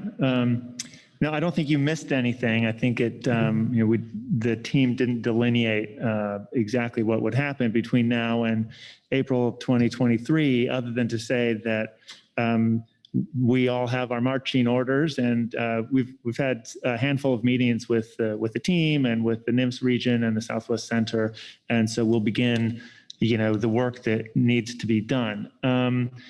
Two thoughts kind of on, I thought you were going to ask me something else about the suggestion of having a November check-in and maybe a CPSMT meeting with the Habitat Committee. You heard that in the Habitat Committee's report. That could potentially be a check-in with the council as well. But more directly to your question, Mr. Berner, I guess I hadn't thought about developing a suite of proposed alternatives before bringing them to, at least tentatively, the April 2023 meeting. So I guess I was thinking that would be where we sort of roll them out publicly, but there's more than one way to skin this cat. And again, the schedule's tentative. So I'm kind of looking at Jessie also here. She's avoiding my gaze. But I think we're open to suggestions as far as, if you wanted to see a preliminary indication of what kind of alternatives they're thinking, that could be put into the mix. And if anyone else has something to add, go for it. Okay, thank you, Gary. Carter Brady? I have a question maybe that's on the other side of the timeline, which is between April and June. And, I've heard the timeline's going to be movable somewhat as the work proceeds. Just wondering if that June timeline is realistic, and maybe there's a PPA in April and check-in in June and something in September, and I'm forgetting when CPS is scheduled on the annual calendar. Yeah, thank you for the question. I think you're keen to identify that. It's a pretty short time frame between April and June. It's a little bit aspirational. I do agree. It could work if if the analysis seems clean and good, and we come up with a suite of alternatives that are pretty well embraced and understood. But if not, then it might make more sense to give some more time, if that's needed, to move from PPAs to final preferred alternatives. So again, as Dr. Jacobson said, this timeline is very tentative, and what I would guess is that by November, if not sooner, the team and the broader EFH review team will probably have a better sense of whether this is realistic. And so it might be wise right now to bump that second the FPA to September. We just didn't want to get too far ahead of ourselves. But I think in any case, maybe a November check-in is probably a good idea. Okay, thank you, Carrie. Gordon? Further discussion?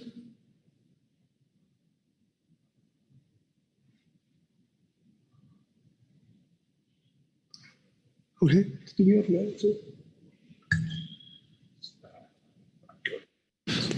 Okay.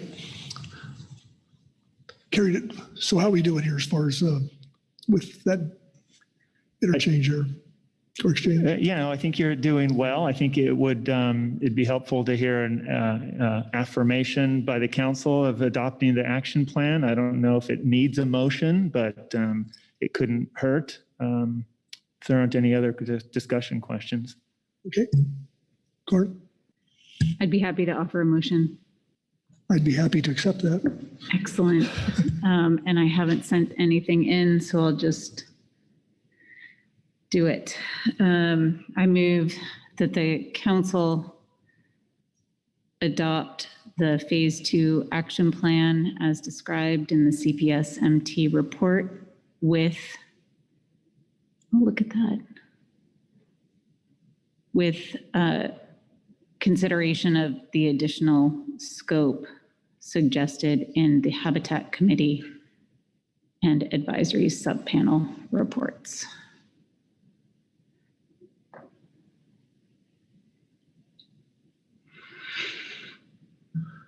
Okay, Karen, is that language and screen accurate? That is accurate, thank you. Okay, wonderful. Move for a second.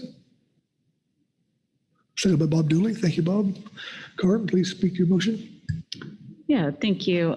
We've discussed this, that both the timeline and the scope and the connection between this EFH process and the HMS process. And I think the action plan is a good compilation of issues to move forward with. And the team is anticipating working on that. And we should have them go forth and do good work like we know they will. The end. Wonderful. Thank you. Further discussion or any discussion on the motion? Okay, well, that means, Gary? Thank you. I do have one more question that's maybe looking for a little more council guidance. I don't know if it was implied in your motion or not, but there's this notion of a November check-in, and the Habitat Committee suggested scheduling some time with the CPS management team at the November meeting. And Jesse also just reminded me that the CPS MT typically has a fall meeting on their own. And so that would be a chance for them to put in some legwork. So I guess I wanted to see what the council's thoughts were, if any, about a November check-in, that sort of thing. Well, maybe we should finish the motion and then maybe. But thank you anyway. Okay. Discussion of the motion? Okay, questions? All right. Well, I'm going to call for the question. So all those in favor signify by saying aye. Aye. Aye. Opposed? Abstentions? Motion passes unanimously. Thank you very much. And now back to the guidance. Oh, sorry about that. For some reason, I thought you already had passed that. So I'll assume I don't have to restate my question, mostly asking about November. I did not include that in my motion, thinking we would cover it in workload planning, but that was the intent. I think that sounds like a reasonable approach to have a check-in in November, and look forward to that discussion under C8 as needed and discussion here. Thanks. Thank you, Karin. Any other further guidance we want to offer up? Okay, Carrie, I'll go back to you. I think that completes your work for this agenda item. Thank you very much. Fantastic. Thank you, everybody. Great work. And with that, I think I'm going to pass this gavel back to Chair Grelnick and take it from there. Mark? Thank you, Vice Chair Pettinger. Excellent job moving us through coastal pelagic species. There is an additional item on our agenda. We need to return back to our public comment agenda item because we are going to receive a presentation from Mr. Sam Roush from National Marine Fisheries Service on equity and environmental justice. So welcome, Sam, to our June council meeting. It's good to see you. It's good to see you, Mr. Chair. And this was not originally, I'm pleased to see I have a presentation. I was going to ask about that. I am notorious for not telling you when to turn the slides, so I will try to do this. I am Sam Rauch. I am the Deputy Assistant Administrator for Regulatory Programs, which means I'm the Deputy Director of the National Marine Fisheries Service. I oversee the work of all of our regional offices, including the West Coast Regional Office. I oversee the work of our Office of Sustainable Fisheries, Habitat Conservation, and Protected Resources in Washington, D.C. I am based out of Washington, or Silver Spring, Maryland, right outside Washington, D.C. It is my pleasure. You are the first council that I have returned to as we reintegrate. So you have that honor or burden, however you look at that. I'm pleased to give you a brief summary of the draft equity and environmental justice strategy that we released several weeks ago. And I apologize for the wording about public comment. I would have crafted it for the councils if I could, so please bear with me. But I'm also seeking council input onto this in addition to the public comment. But this is the rote presentation that I had handy. So if I could have the next slide, please. So as we think about equity and environmental justice in the federal government, we are guided by one very old, a relatively old executive order from 1994 on environmental justice in minority populations and low-income populations, and then two very recent executive orders that began at the beginning of this administration, both of which talk about equity and build on the environmental justice groundwork that was laid out in the 1994 order. And I'm going to talk a little bit about how that has evolved over time. If I could have the next slide, please. So equity. This is the definition that is in the more recent executive orders. The consistent and systemic, fair, just, and impartial treatment of all individuals, including individuals who belong to underserved communities that have been denied such treatment. And if I could have the next slide, please. So this is the pre-existing term environmental justice. We did not, as the Commerce Department, ever adopt a definition of environmental justice, but the Environmental Protection Agency did. And so we are proposing to use this definition in our new equity and environmental justice strategy, which is very similar to the equity definition that I just talked about before. And you can read this for yourself. I've always thought about environmental justice as looking at things that have happened and trying to correct the past where we may not have dealt with things in a proper manner. And the traditional environmental justice paradigm is putting some polluting activity in an underserved community where they did not have the capacity to go out and argue for it. And the grounds are always very similar, which is doing a greater good for the country, low income, low prices on whatever. It is a relativistic argument, but it still means that the toxic chemicals are being released into an underserved community. That has happened time and again in our history, and that's what environmental justice traditionally is thought of as addressing. But it also, if you look at the definition, which is the existing definition in the EPA guidance, it also talks about equitable access to decision-making. It talks about equitable opportunity, which is a future-looking kind of thing. As we are designing programs now, not just are we worried about the potential harm from government actions, but the potential benefits that the government allocates to people. And we'll talk about different ways to think about that in a minute. Are we doing that equitably? So there's a forward-looking, looking at benefits, not just looking at harms, that I think is incorporated more so in equity than how at least I have traditionally thought about environmental justice, but they are very similar. If I could have the next slide, please. So the definition of underserved communities, which comes from the executive order, is quite lengthy, and I'm not going to read it all, but it includes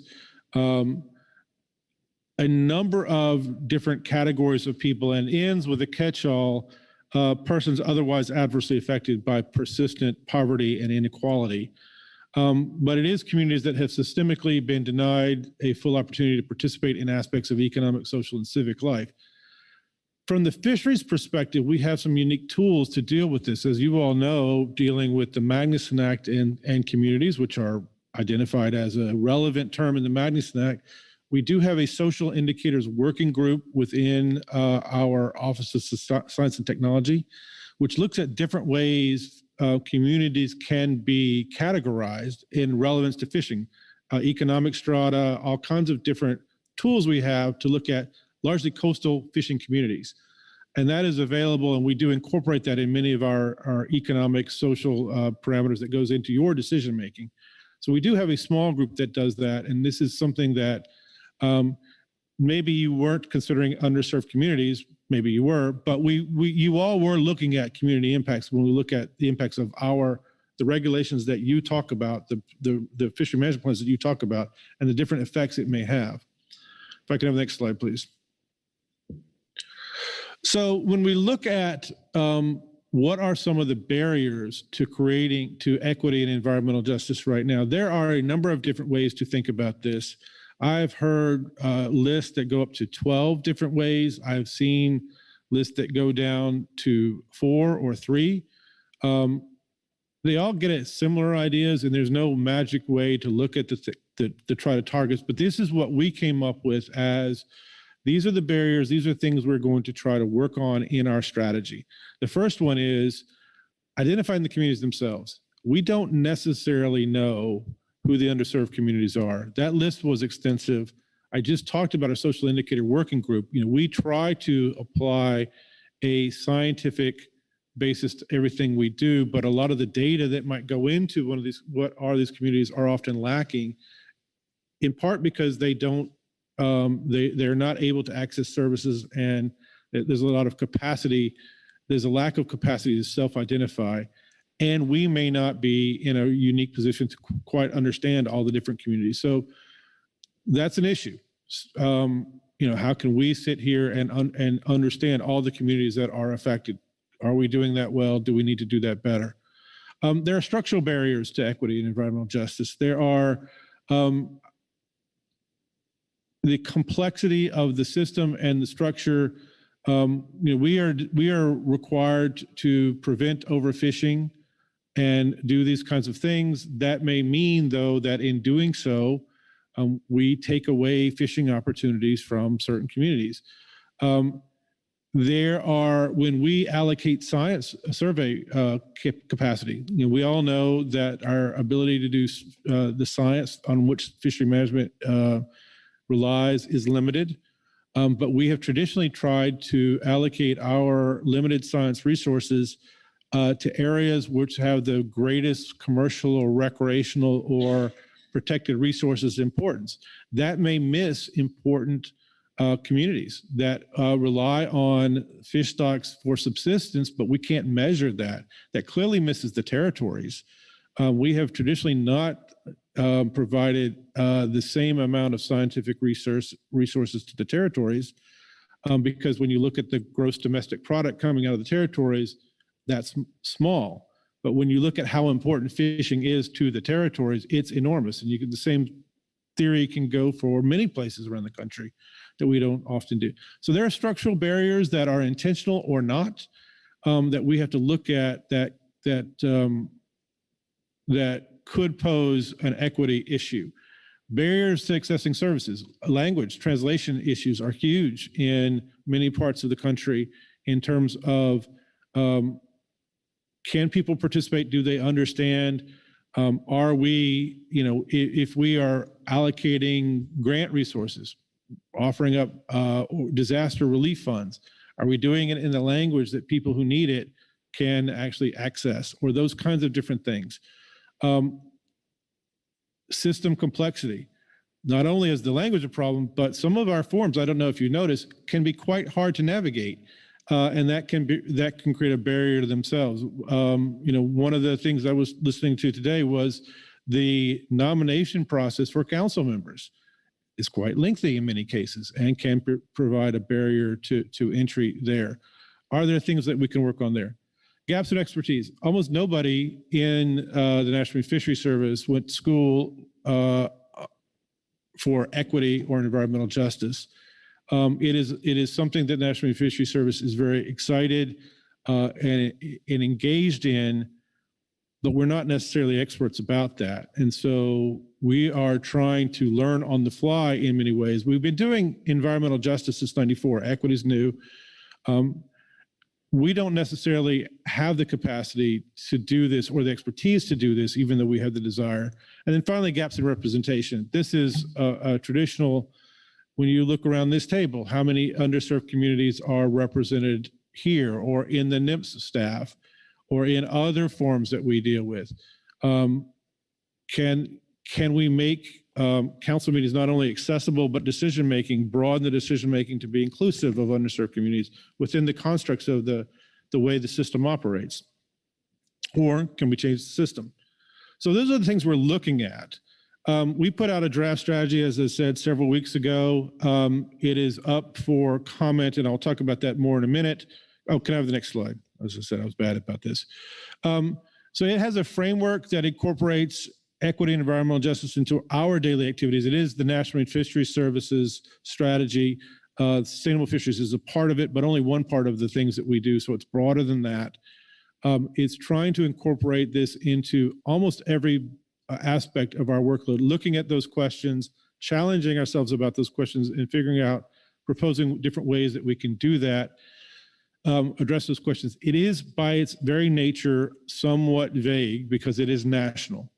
And at the national level, we're trying to set a framework, a culture, but we cannot solve every regional problem at the national level. So we do envision that it will be stepped down to the regional level where there will be more specifics on regional issues added in.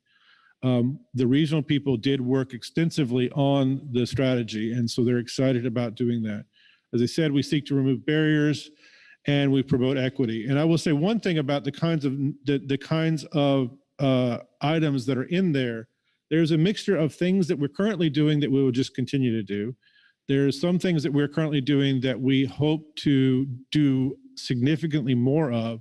And there's things in there that we currently are not doing that we would hope to start doing, but we may not be funded to do those at the moment. The president in 2023 did include additional funds. He's asking Congress to help us carry out some of these equity initiatives. And if we get funded there, we will obviously be able to achieve more of those higher end new things. But there are still things that we can do, even if Congress chooses not to do that, to make significant progress on that. And these are some of the things that we're seeking input on. Next slide. I'm not going to go over this in the interest of time. This basically restates some of the questions that I talked about earlier. These are, we've set questions to ask ourselves as we evaluate all of our programs, which are the kinds of things that I've been talking about before, and it's sort of helped us craft some of the measures that are in there. Next slide, please. So this is just the timeline of the development. We've had a number of discussions. I mean, hopefully this isn't striking the council as something that you haven't heard before. I believe that you knew we were working on this ever since last year. I've talked to a number of councils. I don't remember whether I talked to the Pacific or not, but we did try to do a scoping broadly with the councils and other parties that are interested in our work. And so we're here seeking public feedback of the councils. I gave this exact presentation to the Council Coordinating Committee several weeks ago. And so we hope to receive all the feedback that we're going to get by around November-ish to finalize the strategy, put that out at the end of the year, and then transition to regional implementation plans, which will be more specific. And the last slide, please. And so this is our input. This was primarily for the public, but to the extent that the council, I understand the council has certain times and places in which it can provide comments, and we want to work with you to the extent that you desire on receiving your input. Your input is very important to us. Clearly, a lot of what you and we do together impacts a lot of these areas. But this is for the public, and if there's anybody in the public in the audience that want to give us comments directly, there is an online website, which is here, which I will not read out, which says how you can provide those comments online.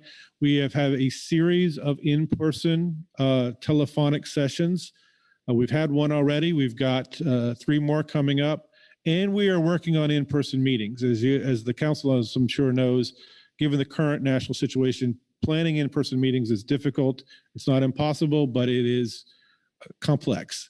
And so we are still working on getting out a series of meeting dates and venues, which we hope to announce very soon, in which we will try to get out to some of these underserved communities and take comment more directly. Thank you. That is the presentation. I am happy to take any questions, Mr. Chairman. Thank you very much. Are there any questions? Mr. Anderson. Thanks, Mr. Chair. Hi, Sam. Great to see you. Thanks for coming. In your timeline there, that was, I think, the next to the last slide, the reference to regional implementation plans in the spring of 2023. Just trying to understand, is there an expectation that each council will develop an implementation plan, or is that something the regions are expected to do, or a combination of the two? Yeah, thank you. This is a strategy that imposes a burden only on the National Fisheries Service at the moment. And much like many of our other regional implementation plans, I expect that the region would reach out to the councils and see how they might, if they wanted to be involved or participate, but it will not impose a burden on the councils. But we recognize that this is a partnership that we're working on here in many of these things. And so we'd love to include the councils in some of it, but it is not an expectation that the council will necessarily do anything other than provide us feedback. But the more you wanted to be involved in that, that's fine. It is broader than just our fisheries endeavor. It includes our protected resources, our habitat, and other kinds of things. So for us, the council isn't important, but only one part of the things that we hope to include. Thanks, Sam. Thinking ahead here, it seems like, if the council were a part, of at least building the plan, there's certainly things that we could do to help on the implementation side. So it would be good if we were working in a coordinated fashion.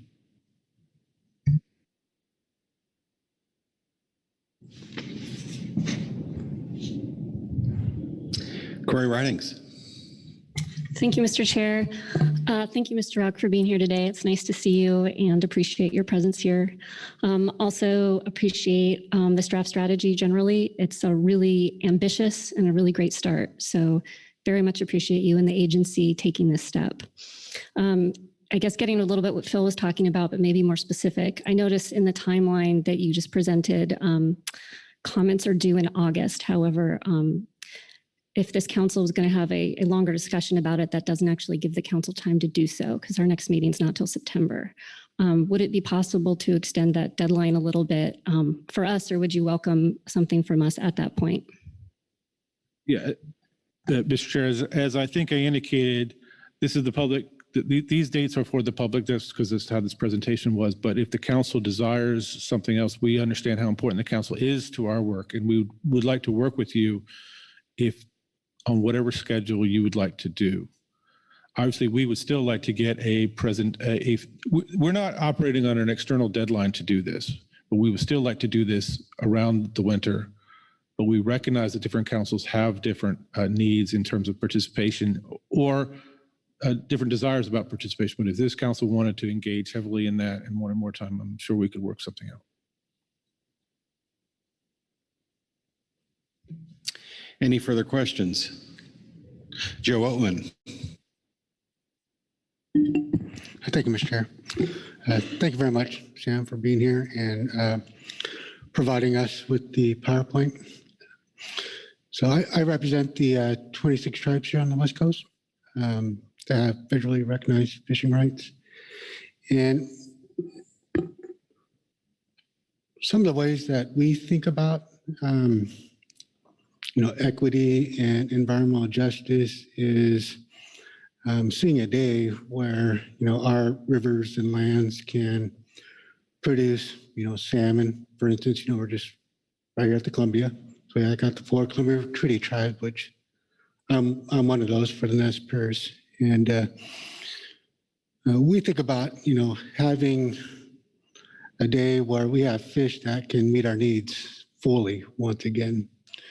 Many of the tribes here, in the Columbia and Western Washington signed treaties in 1855 when, the environment ecosystems, were very productive and we had abundant returns. And over time, due to a lot of the changes that have been occurring, like for example, in the Columbia, of course, with the hydro system, logging, farming, all these different activities that impact the resource. Folks have been benefiting off of that. And we've been in a circumstance for generations of our people where we just don't have the fish returning in numbers that meet our needs. For example, for my tribe in the Snake Basin, we're targeting about 11,000 spring summer snipe. Right now, our fisheries are just starting up. And if you put that in context, we have a population size of about 3,600. And so it comes out to be, each and every tribal member to go out there and get their share. It'd be something like 3 fish per person. And these are some of the fish that are most important to the tribe. And so in the past 5 years, 2017 to 2021, we've had a total harvest in the tribe for spring, summer snake in the Snake Basin of like 1,700 fish to 3,600 fish, so much less than 1 fish per person. And so I just provide that context because to us, equity and environmental justice, means something to us. And we feel that, we haven't received that. And so I just wonder, how this strategy, might try and actually lead to outcomes where, we do benefit from the resources and all the hard work that we put into trying to restore Columbia Basin salmon stability returns, as well as, what tribes are doing up in Western Washington, what the Yurok and Hoopa Valley are doing, in California. So appreciate, the opportunity to hear of this, and hopefully might take some of my comments into account. Thank you.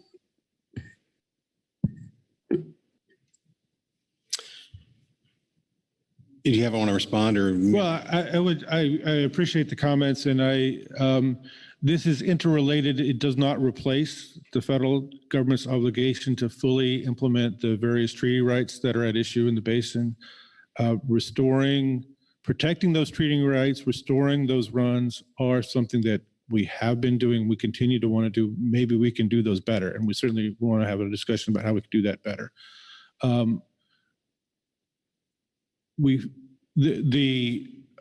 There are times when tribes could be the underserved communities. They're not necessarily underserved communities, but a lot of the principles also equally apply to the tribes. But we are fully committed to engaging to as the trustee to work on the tribal treaty rights to make sure that they are robust and not treaty rights in name only.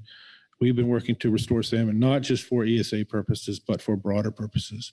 And we'd like to continue to do that. Hopefully this is a step in the right direction in terms of some of the things that might have flown under the radar in terms of how we can do that. But the big picture in terms of trying to fulfill the tribe's historic treaty rights and to be a good trustee, that is something this administration is strongly committed to do.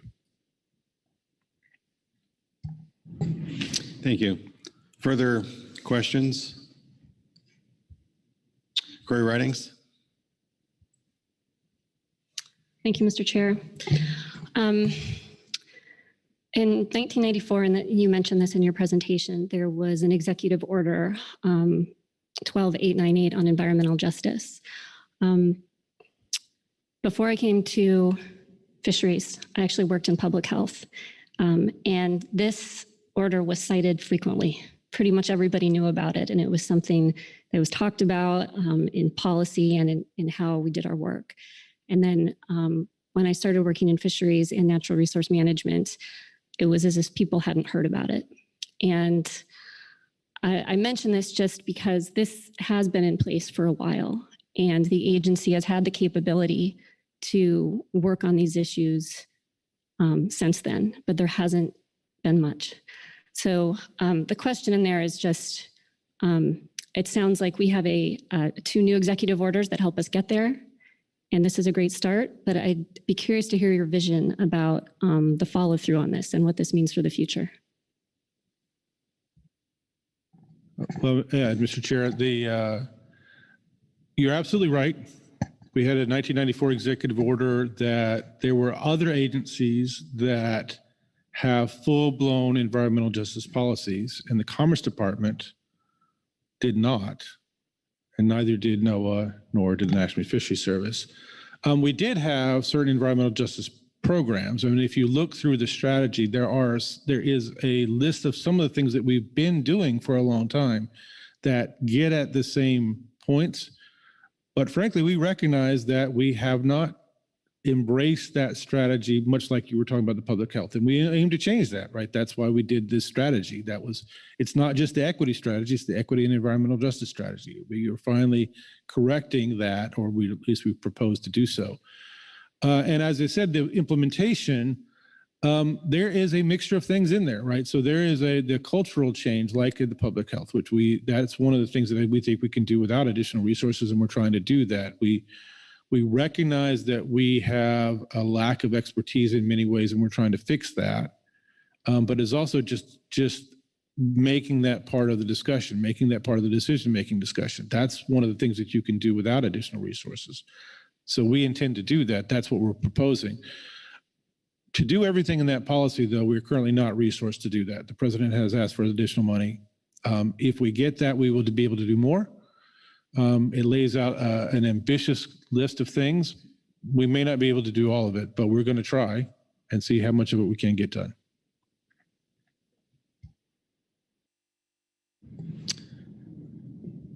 Butch Smith. Thank you, Mr. Roush, for coming today and giving this great presentation. On my deal, I'm on page 8. I don't know if the heading is NOAA's Fisheries Draft EEG Strategies and Asked. I can tell you, along with my friend, Mr. Oltman down there,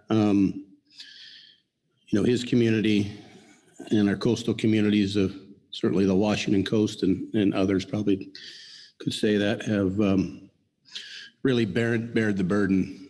The fishermen, there's no more than being tied to the dock for a long time and losing boats and businesses and whatnot. And I think we really are the poster childs here on this page. If with who are the underserved communities and did some communities bear the weight more than others? And I can certainly say implicably with no no problem saying it that at least the Washington coast, both tribal and non-tribal, have really bet the burden and our everybody's commitment to the Mitchell Act and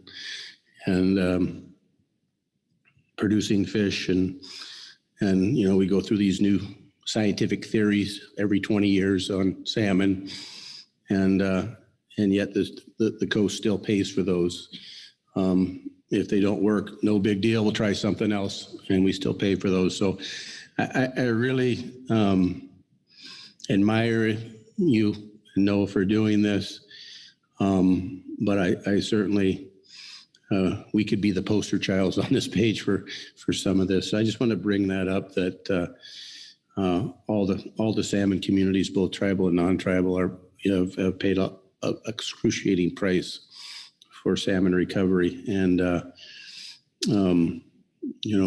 why others are doing pretty well in salmon recovery. The coastal communities are not. So I think that at least for this side of the world,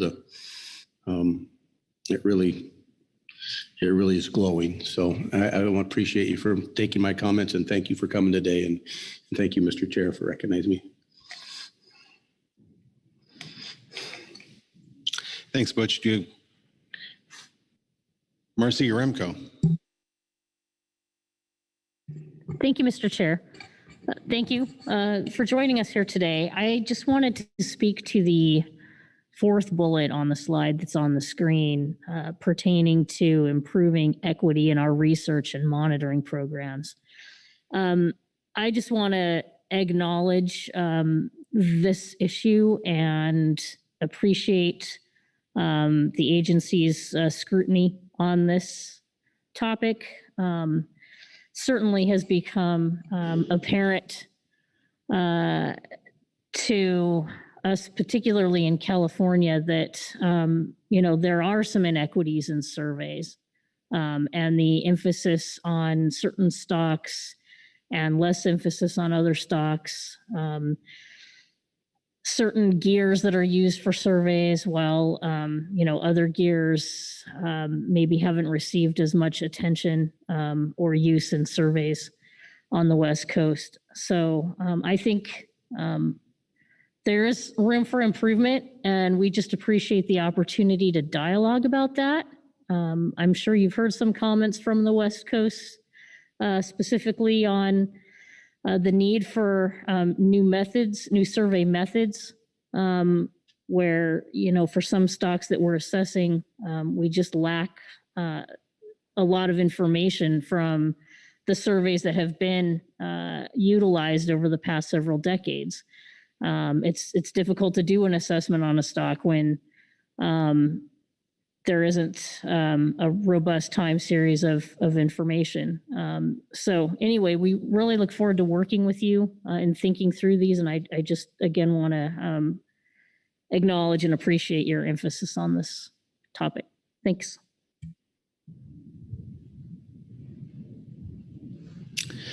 Further questions? Bob Dooley. Thank you, Mr. Chairman. And thanks, Sam. It's good to see you. I just wanted to bring up the point that, you know, I'm involved in the marine resource education program, and this council is deeply steeped in that, from participation as well as financial contribution. It is a priority that we've adopted, you know, through the last couple of years to deal with this and get more inclusiveness, because there are communities that are that are not represented.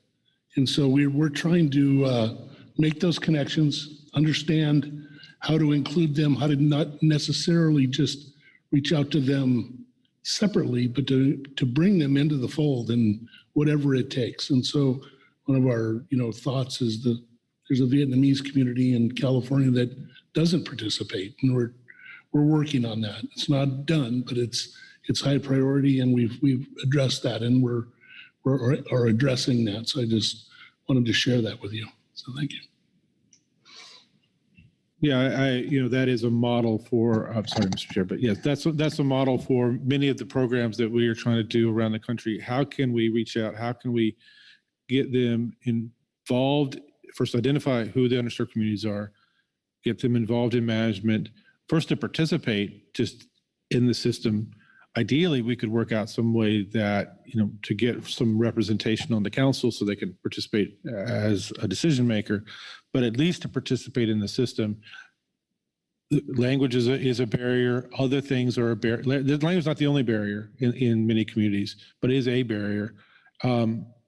Working through that system, the Vietnamese community here is important, but it's not the only one. We have lots of those around the coast, around the nation, similar situations that we have to deal with. And that is one of the things that we're trying to look at. How can we do that better?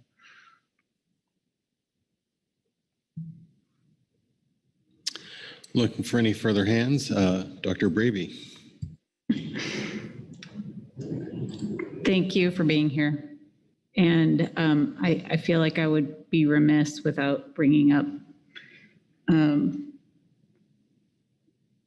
our collective work right now on considering offshore wind off our coast, and how that is an issue of great concern for this council, as well as several of the councils around the nation, in terms of impacts on ecosystem resources, but specifically on fishery activities and footprints and economic vitality and resilience.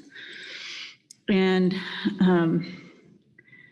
it's very striking to me that the kinds of discussions we're having right now are really teeing up trade-offs between energy provision, which is essential, clean energy provision, but that a lot of the use of that energy is elsewhere, and the energy that's being proposed to be captured off the coastline is going to impact differentially our fishing communities.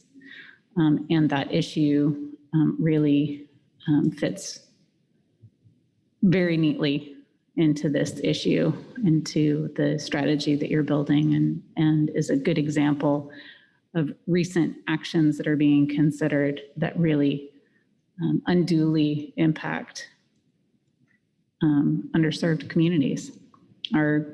Certainly in Oregon, but elsewhere on the West Coast, our coastal communities are considered rural, economically challenged communities that rely heavily on fishing for tourism, for sport, for commercial activities. And so I just feel compelled to raise that as an issue. It's something we're going to be considering later in this meeting. It's something we're considering pretty much every meeting at this point because of the activities in leasing for offshore wind sites in California, Oregon, and now Washington. So I think just to close it out, that this current modern activity of energy versus fisheries, or energy versus ecosystem, is one that we've seen before. it's one that we're still paying for, which is our hydroelectric dams and the impacts on salmon recovery, on salmon populations. And there's no easy answer. I'm not suggesting there's an easy answer, but we're about to do it again potentially, and really kind of unduly impact a certain sector of our society. So I just urge you in thinking about this strategy and thinking about that issue and the resources we know we need in order to best plan for offshore wind and move forward with that, that NIMS does everything that you all can in order to best inform that process and make sure we don't make mistakes that we can avoid. So thank you. Mr. Chair, I appreciate that perspective. As I'm sure you all know, we have a limited role in that those decisions are being made by the Interior Department, the Bureau of Ocean and Energy Management, who has similar, I mean, these executive orders apply to them as well. And so that viewpoint, I've been in many meetings in which that viewpoint has been expressed to them, and they have acknowledged that. And we, in terms of you mentioned the resources, we have some additional resources in the 22 budget to help us gear up and provide the kind of information that would allow BOEM to make well-informed decisions. And the president has asked for more in 23, which would also help. Most of that funds right now are going to the East Coast, where we've got, they are ahead of you in terms of the process. They've got 2 wind farms that have been permitted, and they're trying to do 9 more before November of 2023. So that's a significant workload in the short term, but we are trying to invest more in our West Coast capacity so that we can engage and work with you all to provide that kind of information so that they can make good, sound decisions on those things. It's still a work in progress as to how we can gear up until we can see some of those budget things, but we're doing the best we can. We certainly are learning a lot about the way that this is working on the East Coast, that hopefully we can avoid some of those avoidable errors on the West Coast, and it can run a lot smoother. And the kinds of decisions that you've made can be made more transparently and in a more rational manner, and be inclusive of all the stakeholders as we go forward and do that. Karen. Yeah, thank you for that response. I appreciate that. I think one of the things that this council is challenged with is the timelines of the budget influencing the West Coast capacity to inform this process is different from the BOEM leasing process. And there will be a point where it's too late, and that point is coming quickly. And so I just, again, thank you for doing what you can do to inform the West Coast aspect of this. Appreciate it. All right, further questions of our guest, Sam Roush. Corey Ridings. Thank you, Mr. Chair. Sam, you've already spoken a couple times to this, but as obvious, I'm sitting in the California seat, and in California, a third of people speak Spanish at home, and that's over 13 million people, many of them who fish. So when I went to the website to look at the announcement for this, I couldn't find the ability to read it. And okay, go ahead. It's not there yet, but it's coming. So we did secure translation services. We are translating in Spanish. We haven't gotten it done yet, but it is coming. Great, thank you.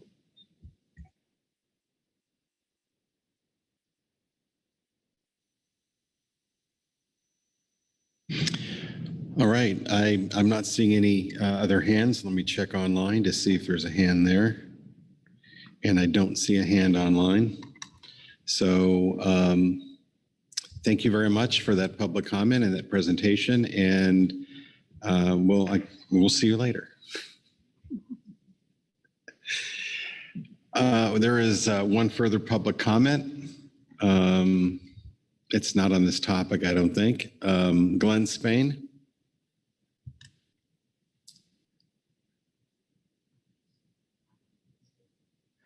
You are muted on your end, I believe, Glenn.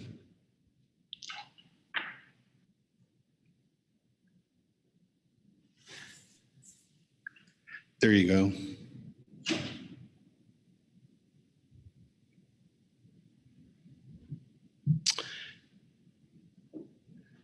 Glenn, are you there?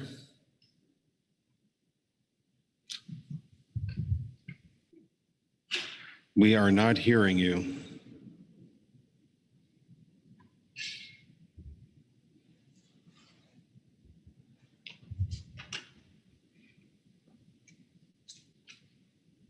Reminds me of the old days of talk radio. We'll go to another caller, but Glenn, we'll give you another moment here to try to get your audio straightened away.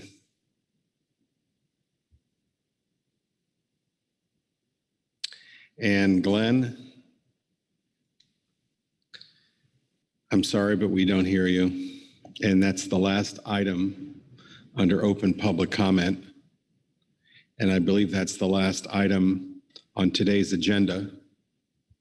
So before we break, I will turn to our executive director to see if there are any announcements. Thank you, Mr. Chairman. Yes, this was the last item on our agenda for today, and I see Corey has a question or comment. Corey? Yeah, thanks. Are we going to have a little discussion, or is that agenda item closed? We do not have discussion under open public comment. Thank you. Yes, thank you, Mr. Chairman. That was the last agenda item of the day. We are quite ahead of schedule for the day. I have been communicating with Deputy Director Mike Berner about whether there is something else we might be able to pick up, and we could scramble potentially and put something together, but we don't think it would be ideal. We think it would be better to wait and put those materials together in a high quality fashion like we were accustomed to doing, and simply adjourn early for the day. So happy to take any questions about that, but that's my only comment. All right, I'm not seeing any hands. So that will do it for the day. We'll see everyone here tomorrow at 8 o'clock. So have a good evening.